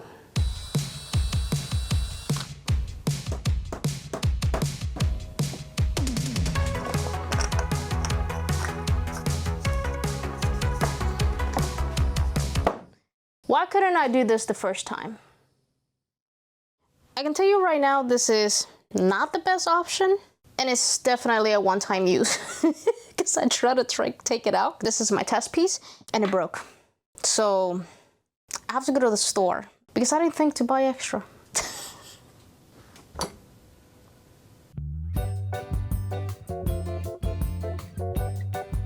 These inserts weren't the best option, but they were all Lowe's had, and I wasn't patient enough to wait for an online order, so I just grabbed more and hoped they wouldn't break.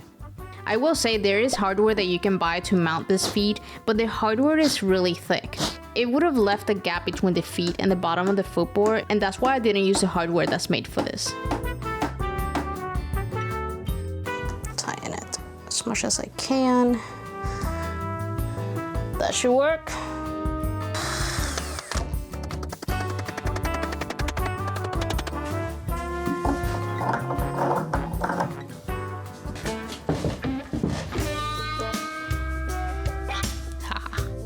Look at them feet. Nice. Very nice. I think this is gonna work. hope so, because otherwise I don't know what to do. Now that the footboard is done, it was time to cut the rails to size.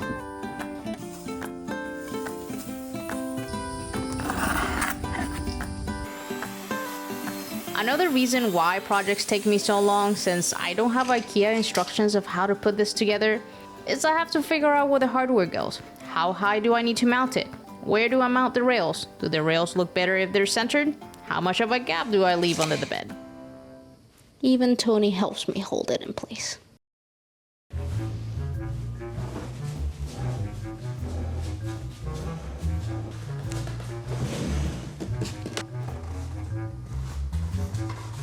No, get off. No, come on.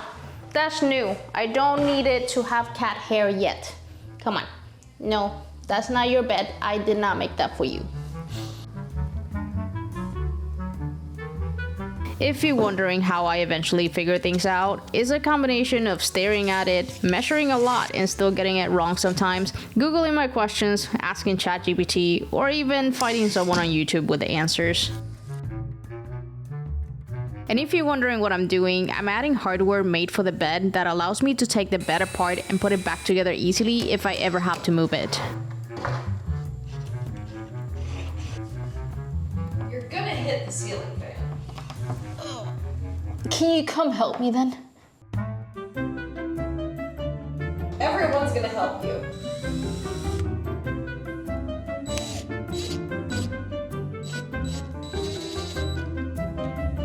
Okay. That one was too long. Really? Oh.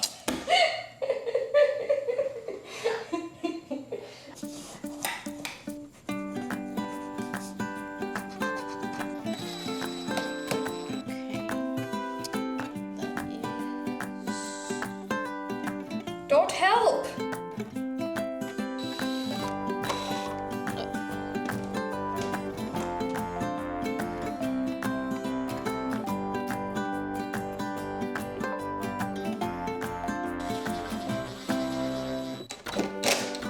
I just hold that end of it.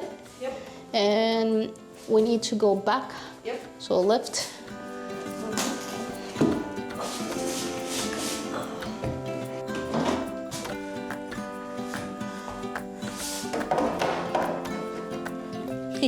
It worked.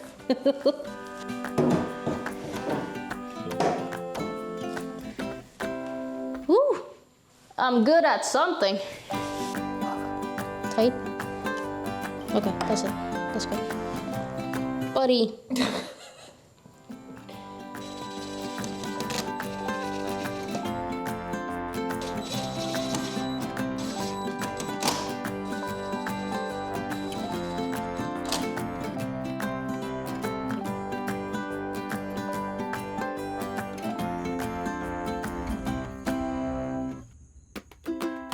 Now that I know that everything fits, I have to take the bed apart again so I can attach a long 1x3 to the inside of the rail. This is where all the slats are going to sit, and I'm using wood glue and screws to attach it. I don't think the wood glue is necessary, but it'll give it some extra strength since this piece is going to carry a lot of the bed's weight. Plus, I think it helps prevent those creaking sounds coming from the wood.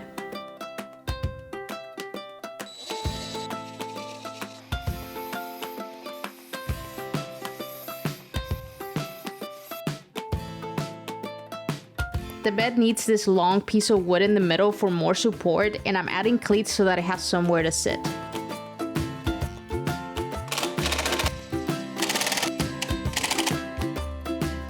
So I don't know what was I thinking, but the spine is supposed to hold the slats. So it's supposed to go all the way up here, and I put it all the way down here. Like I wasn't thinking. So then I went to put a slat and I'm like, wait, that's a huge gap. I need a break.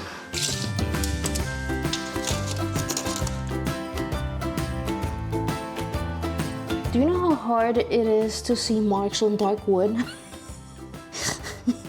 have to get my headlight out and a white pencil so that I can mark it, because I can't see what I'm doing. Both the headlight and the white pencil were ideas I got from you in the comments.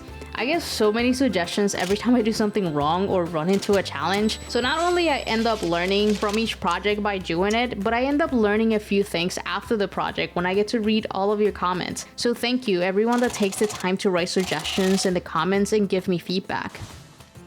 I was trying to put the rail on and I accidentally knocked this over and the foot came out.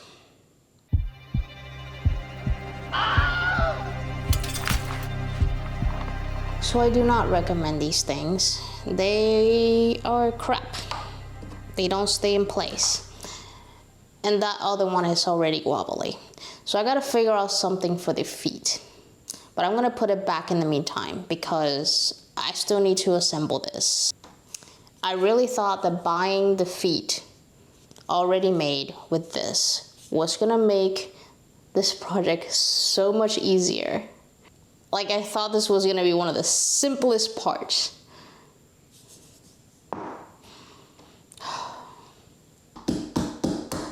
And that was about all the patience I had in me for the day.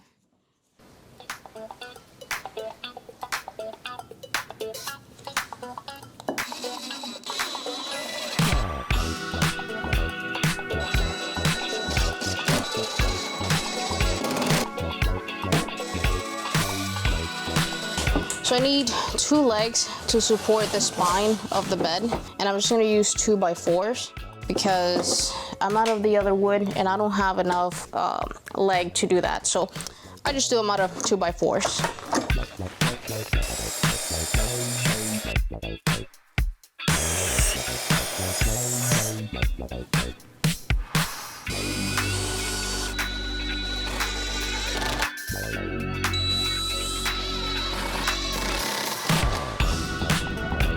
Last time I built a bed, it was recommended in the comments that I use some sort of fabric to attach the slats together and keep the spacing even.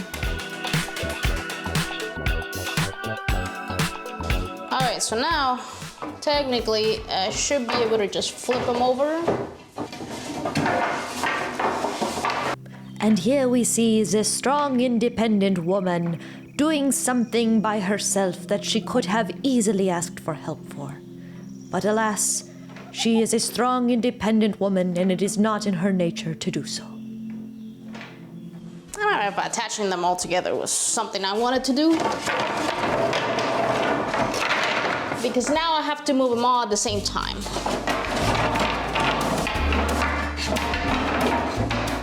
That just seems like a pain. It wasn't actually that bad, but they are really heavy to move all at once.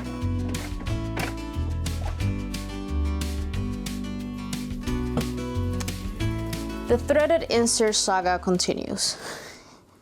So I ordered more threaded inserts online, different ones, and Amazon is so fast that they got here super quickly. So I was fiddling with them and I did a couple tests and I finally got the threaded insert to go in. And they go right in. They even came in with the right tool to put them in. Like it is, these are it. This is what I needed from the beginning.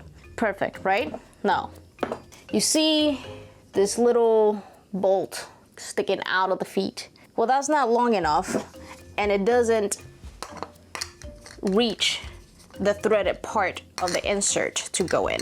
So I kept fiddling with it until finally I got it to catch and screw it in on the test. But when I went to screw out the feet, the whole bolt slash screw slash whatever this is called came out. It came out completely out of the feet. Like it just, I was like, no, why?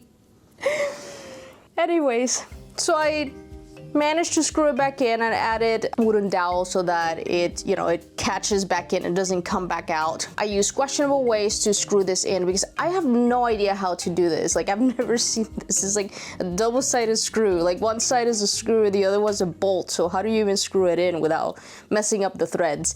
Anyways, I managed to get it back in and now I just left enough thread out that it finally threads in and it goes in. So I figured it out. So now all I have to do, hopefully, is thread enough of this bolt out, like this one, so that it catches on the threaded insert, and then I gotta switch out the threaded insert on the footboard. And I hope that works and fixes all of my problems. I will say, if I had used the right threaded inserts from the beginning, I wouldn't have run into any issues. These went in so smoothly. I don't even know what the other ones I got from Lowe's are for or who uses them, but honestly, the ones I got from Amazon made this so much easier.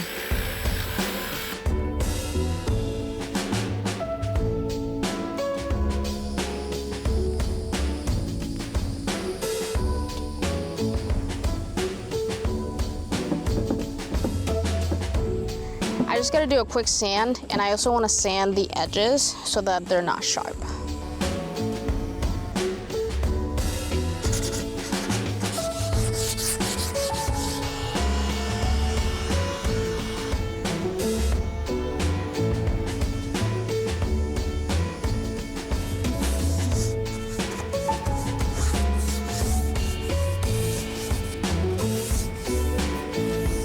I'm staining this the same color as the headboard, which was a combination of 3 coats. First 2 coats was dark walnut and rosewood, and the last coat was just dark walnut. The problem is I have all kinds of different wood going on this footboard. The plywood is maple. The decorative trim, I'm pretty sure is poplar because I can see greenish, like a green tint to it, so I think it's poplar. And then I have pine on the outer edges and the legs. Oh, and I think the feet are made out of maple. So I don't know how this is gonna turn out. It might be fine and all turn out about the same color, or everything might be horribly mismatched. We'll see. When I decided to build a bed, it was because I found the headboard super cheap, but I didn't actually research how much it would cost to build it. After modifying the headboard, I ended up spending almost $200, and since I had to build the frame from scratch, I guess I didn't realize how expensive the wood would be, but I ended up spending almost $500 in materials, making the total of this bed almost $700. Now, if you compare that to this $19,000 bed right here, you could say that this is a really good deal. Who buys this, by the way? Okay, let's be reasonable. If I compare it to the $6,700 bed, then my bed is still a good deal. But in all reality, you can walk into the store and get a decent $900 bed, and that's kind of what this compares to. Obviously not the same, but I would say it's comparable to this price range. And with all the time I spent building it, I don't think it was cost effective. I think next time I would actually thrift the whole bed if I can find one, or I'll just give in and buy a new one, because this was quite a bit of work and I didn't really save money.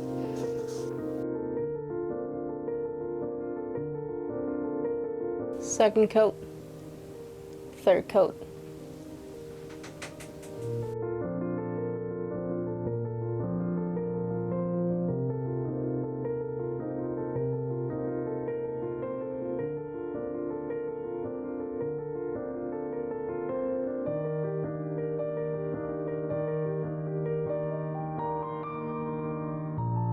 This water-based clear coat leaves a milky finish, so I'm tinting it to avoid that.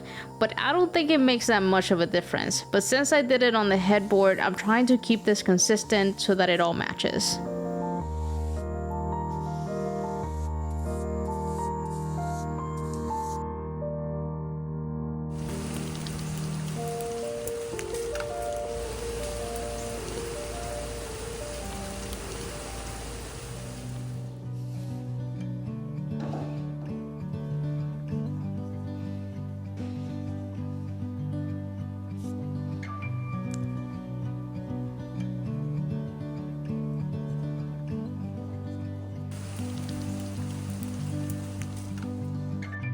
I had to cut this in half because it was too heavy to move all the slats. So I just have 2 halves, and that's definitely more manageable.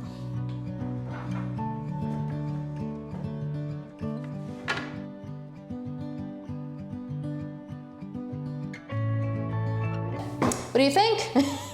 I love how it came out. I love the color. It was kind of a pain in the butt to build this, I'm not gonna lie. But I am glad that I have something unique.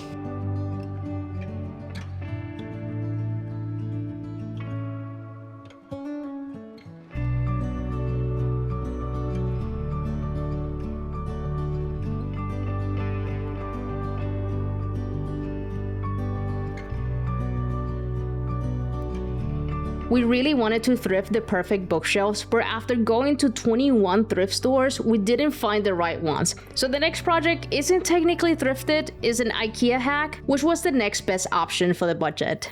I'm starting the biggest, most important build of my dark academia bedroom.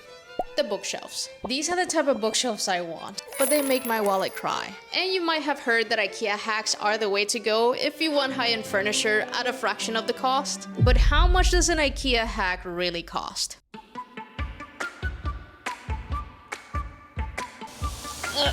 Go back. Yep.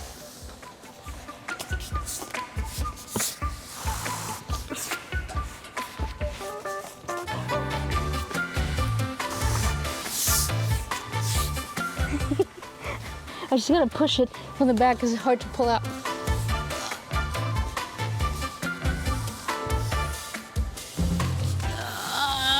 There. Okay, hold. Yep. Holding. Okay.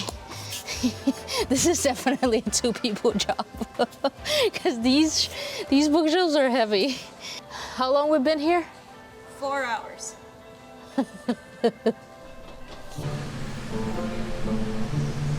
All those fancy cameras and he still can't park straight. I almost had it the first time. Go over that handle. I think we did this in the worst possible way. Okay.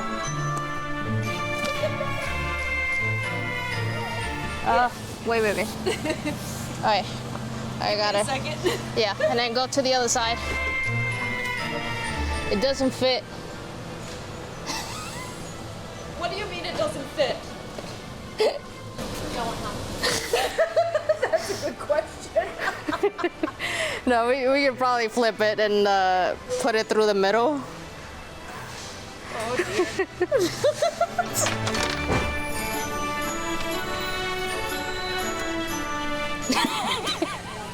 Yeah, we're good. We'll make it fit. Thank you.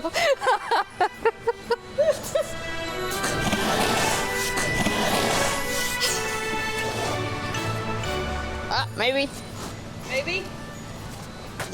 No, this is gonna work. This is gonna work. Is it gonna fit? No, it fits. It fits barely. But it fits. Your idea worked, Tony. I am a genius. I almost put you in the back seat. But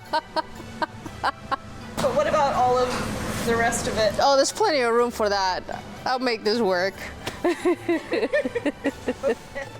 Okay, push.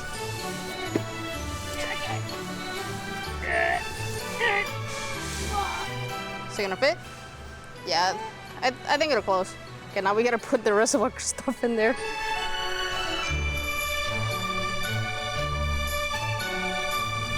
Yep. Oh, it closed. It's good. Woo! The car next to us was there the entire time, and they just left. And they weren't loading anything, so I think they were just watching us the entire time to see how this was gonna turn out. They were probably just laughing at us. I don't even blame them. Whenever I see someone loading furniture that clearly will not fit, Yeah. I want to watch. 2 hours to ride home, and we'll deal with the rest later. A little doggy time before we start putting shelves together. Hi, Misty. Oh, you want me to throw that ball, huh? You want me to throw that ball? Throw that filthy ball.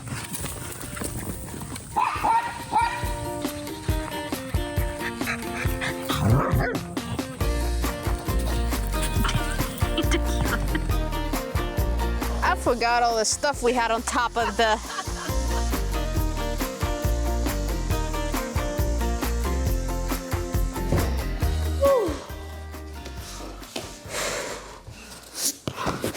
That was heavy.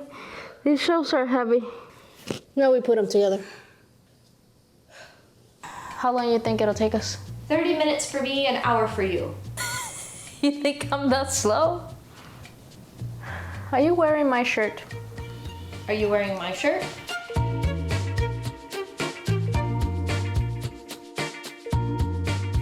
These t-shirts came from the Squid Game experience in New York, where you actually get to play some of the games from the show, and my dad ended up being the winner. Meanwhile, Tony and I wouldn't last 5 minutes in Squid Game, but maybe we'll at least survive this IKEA build. There we go. Ha!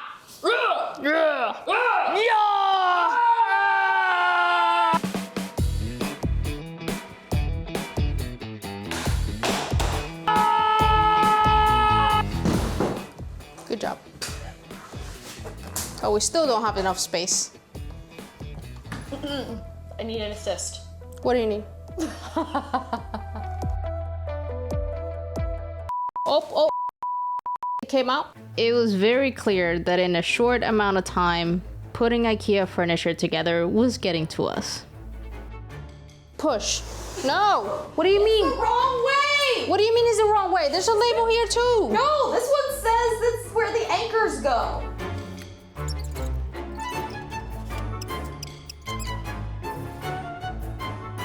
So anchors go here, all the way at top? Yes. And then the rest, I don't get it. Look into my eyes. In all of the holes, they want you to put an anchor and then the white plastic flathead things Inside the anchor? inside the anchor. Oh. Buddy's gonna escape from under the tub. What? Where is he?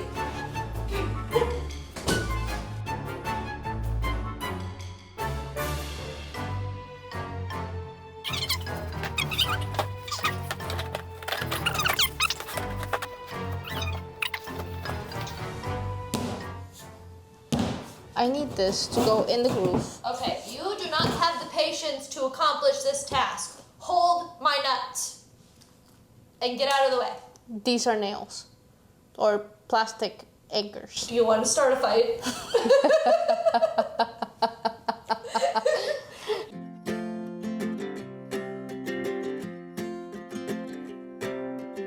I ended up going to 3 different stores to get the rest of the materials.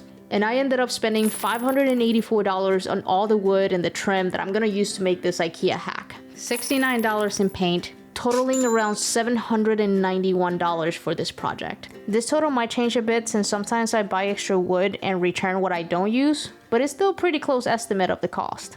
Once I have everything built, I'll update the total if it changes. Now, I was curious to know how much would have cost if I bought better quality bookshelves or even build it from scratch, and this is what I came up with. Building it from scratch is really not that much more than the billet bookshelves, but after my experience of building the closet, I just know it will be so time consuming. Woo! It's perfect. Oh, we gotta put some trim and some pretties. Yes. And the shelves. Should we do some YouTube magic for the shelves? It didn't work.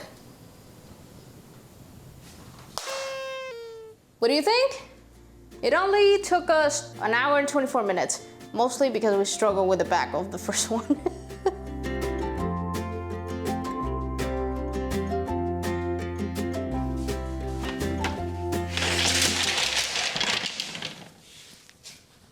I have a lot of work to do.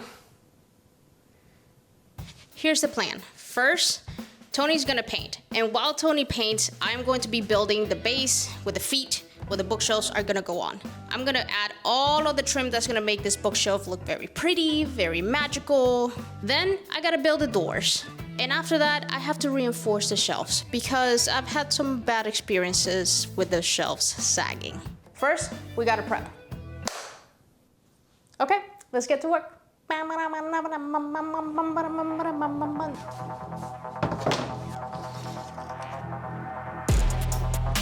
about to build the base with feet. Why? Because I'm not doing built-in shelves, and I know that's what most people do when they do IKEA hacks. But if we move in the future, I would like to take this with us. Hopefully it doesn't fall apart. And I just thought it would look better with feet. While I was working on this, Tony had her own list of things to do inside. Tony's first task was sanding all of the things.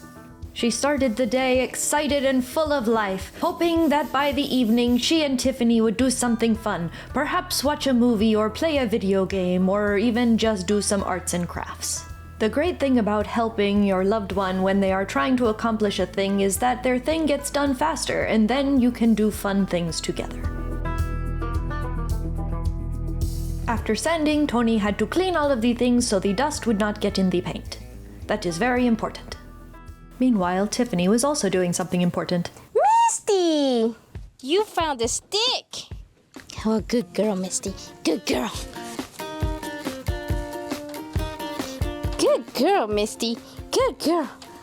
You're such a good girl. While Tiffany was playing with Misty, it was time for Tony to start priming. She used bin primer, which is a very, very stinky thing, but it sticks to everything. It starts out looking like poop, so you have to stir it, and look at this magnificent shot of my elbow while I do that. After a while, it now looked more like milk than poop, so we were ready to paint.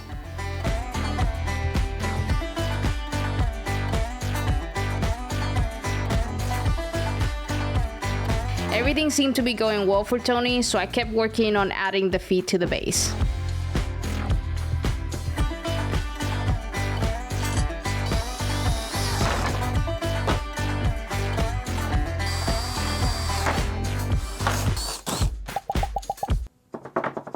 Every time I buy feet that are already made with the threads, I run into problems.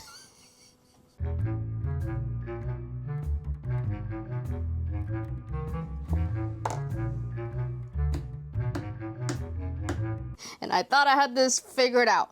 I have the threaded inserts from my last project, which was the bed, but they are too big. See, they'll stick out. So I'm gonna order new ones that are shorter and finish this later. And in the meantime, I'll just continue working on everything else. This is the front edge. I don't want it to look plain, so let's make it pretty.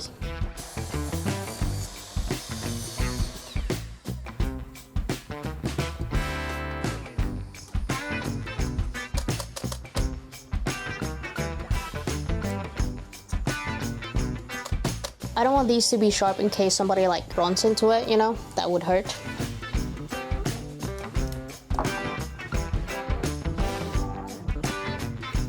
While Tiffany was having a great time spackling, things were no longer going so well for Tony. Tony had edited many satisfying montages of Tiffany spackling, so she thought it would be satisfying and easy to do herself, but she was mistaken. It was not easy, or simple, or fun, or satisfying in any way, shape, or form. In fact, she absolutely hated it. Every moment made her question her sanity, her life choices, everything that had brought her to this point. I hate this crap. This is so easy, Tony. It's not straightforward, it's stupid, it's gross, and I hate my life right now.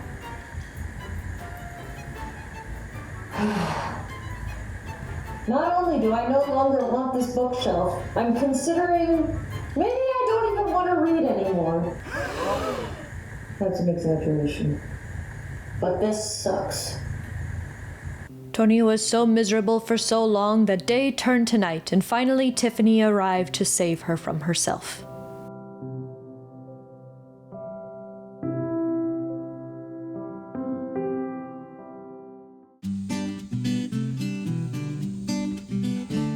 This is the decorative trim I'm gonna use for the sides and the middle. But when I put it on, it sticks out here, like there's nothing to hold it on this side. So now I gotta build the side up so that this has something to sit on. But that also means that I have to cover the side with a panel. So I plan on using 1/4-inch plywood to do that. But the problem is that I am now going to have an ugly edge. I could cover the edge with decorative trim, but that's gonna make the shelves wider than what I made the base. And I already made the base and didn't account for this. So now I have to rip the wood to the exact size so that I can mount the plywood panel flush with this trim. I'm ripping a 2x4 to size so that the 1/4-inch panel sits flush on the side of the bookshelves. My plan is to attach strips of 2x4s on the side and then attach the 1/4-inch panel to them. Alright, ready? There are wasps everywhere, so Tony's gonna spot me here so I don't get stung while I'm cutting this big old piece of wood. Thank you, Tony.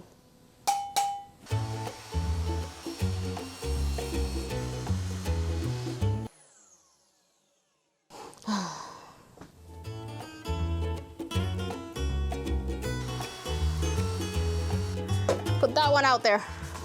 Huh? Put that one out there. For painting. What?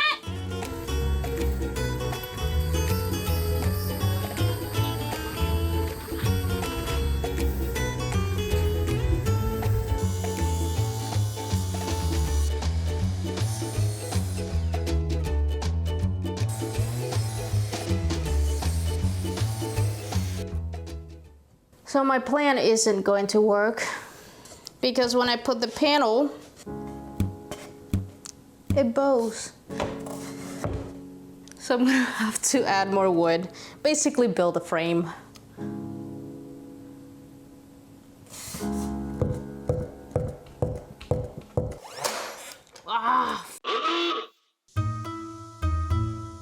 So instead of just doing the strips, I built a frame around the side and that seemed to work better. But I spent the entire day ripping and cutting wood to size just so I could add pretty decorative trim later.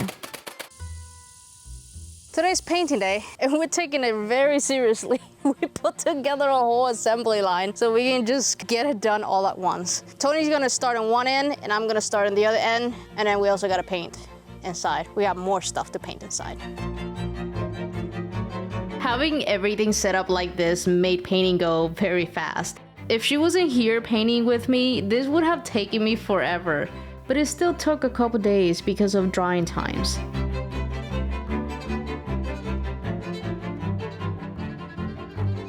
I'm using urethane base paint because I've read that is one of the best ones to use for these type of projects, but I'm not confident that it sticks to the melamine materials that these bookshelves are made of. Even after sanding and priming, I noticed that the paint scratches off very easy, but I'm hoping that after it fully cures, which will take days, it will stop doing that.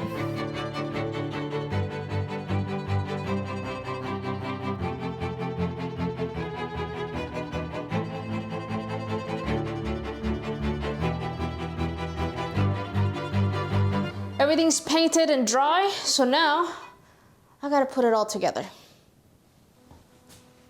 I have cat hair on my pants.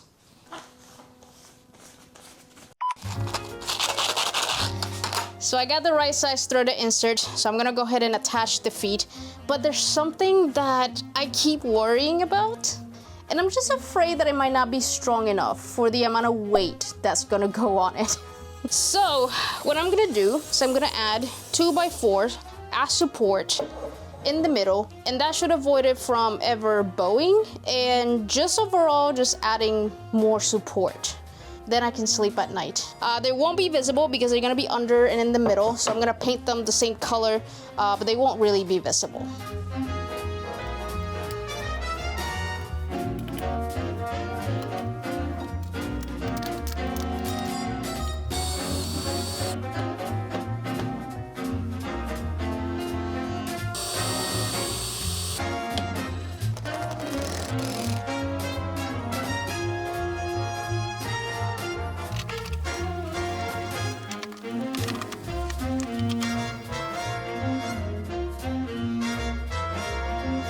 Now that this is dry, I'm gonna put furniture pads on this so that it doesn't scratch the floor. Once everything's put together, it's probably gonna be so heavy that the only option is gonna be to drag it across the floor.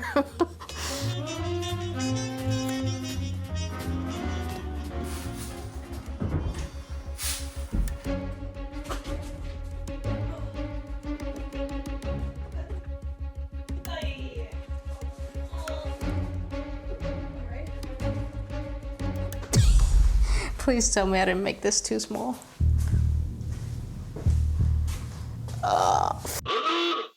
How did I screw this up? I spent so long. Are you serious?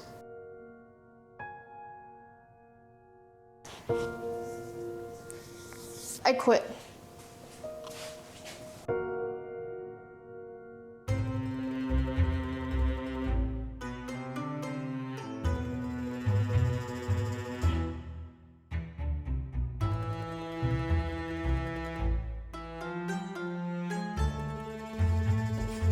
After checking the stability of the wrong size base I just built, to see if I needed to adjust anything else, I went ahead and cut the new one to size, painted it, and my day was gone. Because I needed to wait for it to dry before I could move forward. Coming to you live from Florida, it's Tony and her brother. Hi. Picking up in the game, in the going, in the in the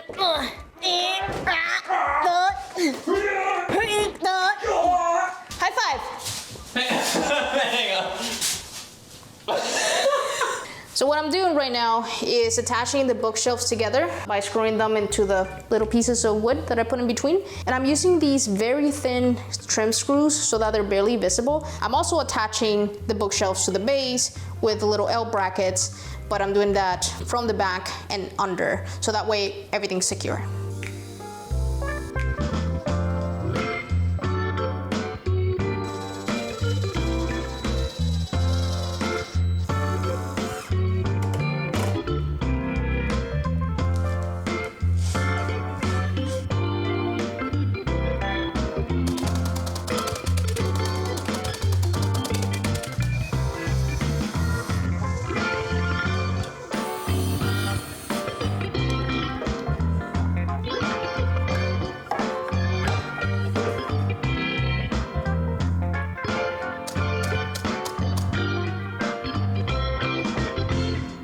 So this right here is where the crown molding is gonna sit on. So I needed some sort of surface to nail the crown to.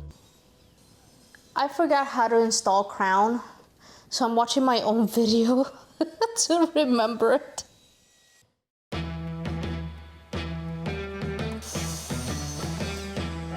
So I realized that the piece that I mounted for the crown was a little too tall, and since I didn't want it showing behind the crown, I decided to install the crown a little bit higher and add a decorative piece underneath.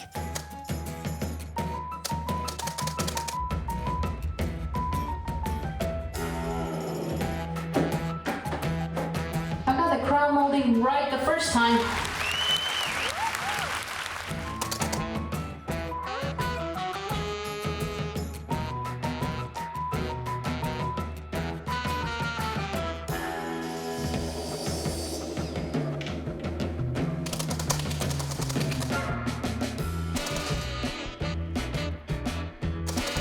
I got sidetracked yesterday and never put the middle trim on, so I just did it real quick, and I was so excited to do this part because you can actually start to see this taking shape, and it's just so pretty.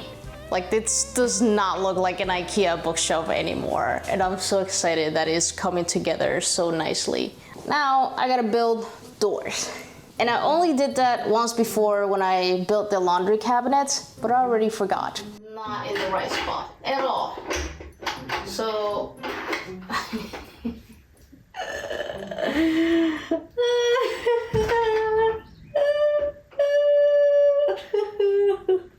I even ordered the wrong hinges for this. So then I had to go to the store and get more hinges.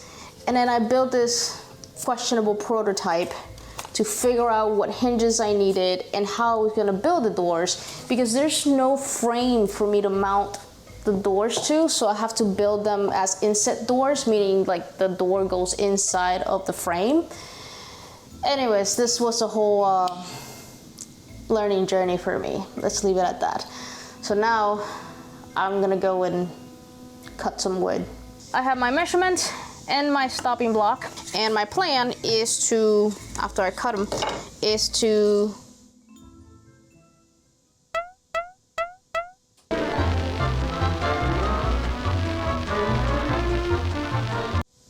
cut a little groove here and then a little tongue on the other piece of the door, and basically join them together to make a frame.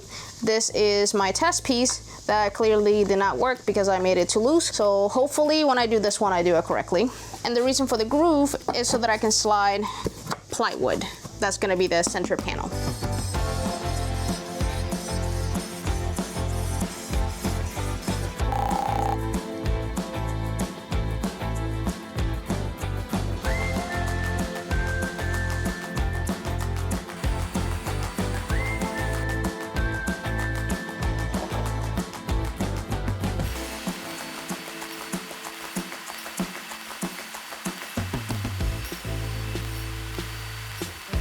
So I cut the first tongue to go here in the groove, and I messed it up. Not only that has a big gap right there, it's also loose.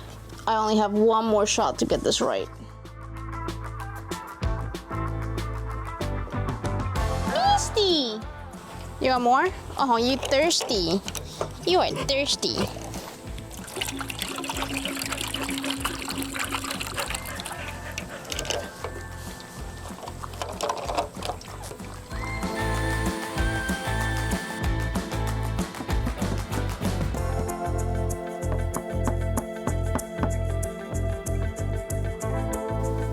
Yeah, this is not gonna work. This is one of those things that I watched a tutorial. It seemed simple enough. I'm like, I think I could do that. And then I go do it and this happens. Anyways, I only had 2 pieces I could mess up, and this is it. And I'm still not getting it right. It is extremely tedious to even try to cut the tongue on this. So I need a different plan. Oh, crap.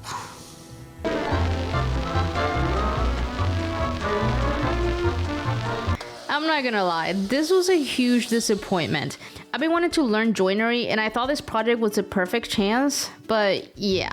Either the table saw isn't the right tool or I'm just not doing it right. Probably both. It felt like studying really hard for a test and then getting a big fat F on it. And since I was running short on time, I went back to beginner mode just using pocket screws. I'll save the fancy joinery for another day.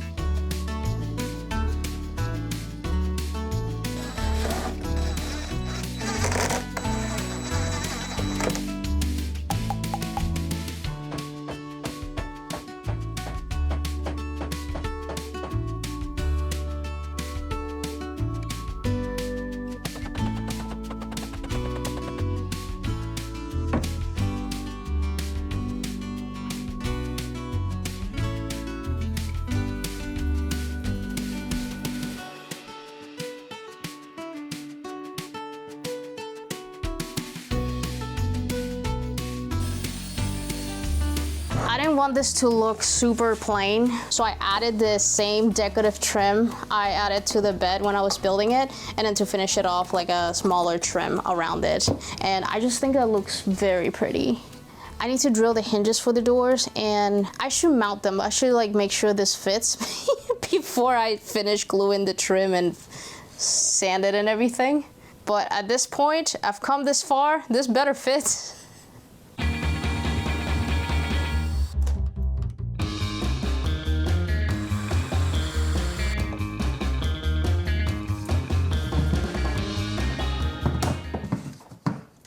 Ah, shit.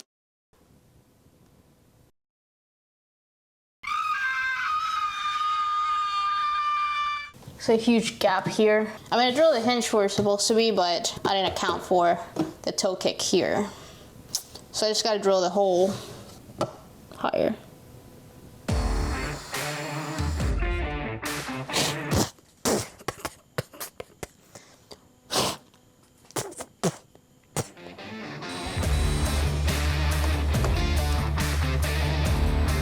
Well, they fit, so that's good news. It's nighttime and I don't want to sand outside or in the shed, so I guess we'll finish them tomorrow.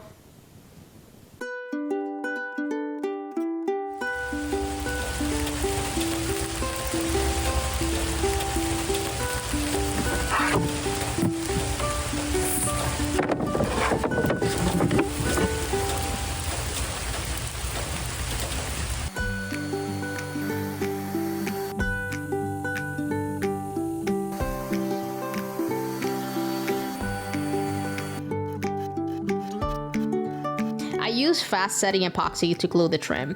Normally I would go with wood glue, but since I was short on time and wood glue takes forever to dry, I went with epoxy instead. I originally thought this project would take about 7 days, but it went way over that. You're watching a very edited version, so it might look like I didn't do much on some days, but between cutting endless little pieces of trim, making sure everything actually fits, and waiting on dry times, it felt like this project was never going to end.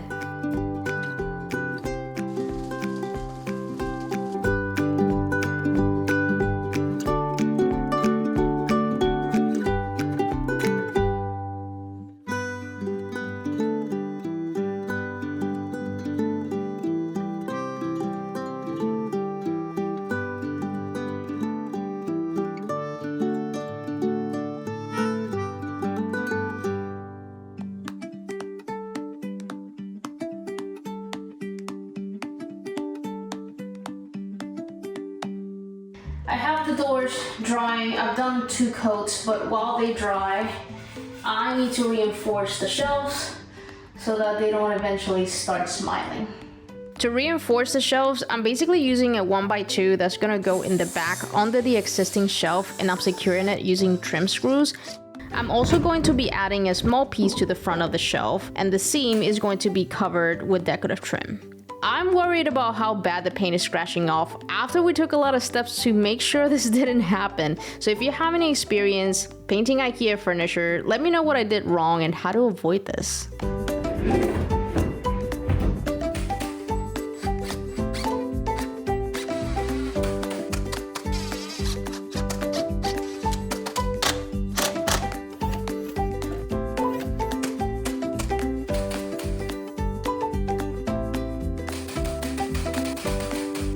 In the last video, I shared how much I spent on all of the materials, but after a few changes and way too many trips back to the store, the total shifted a little bit.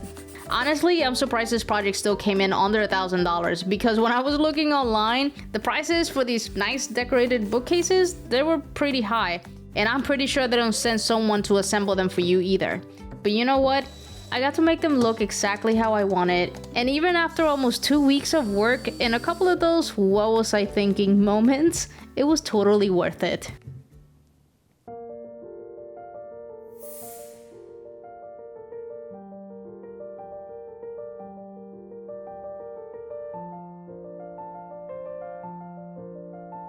Thank you everyone for joining me in this journey, and thank you patrons and members for your support. I will see you all on the next video.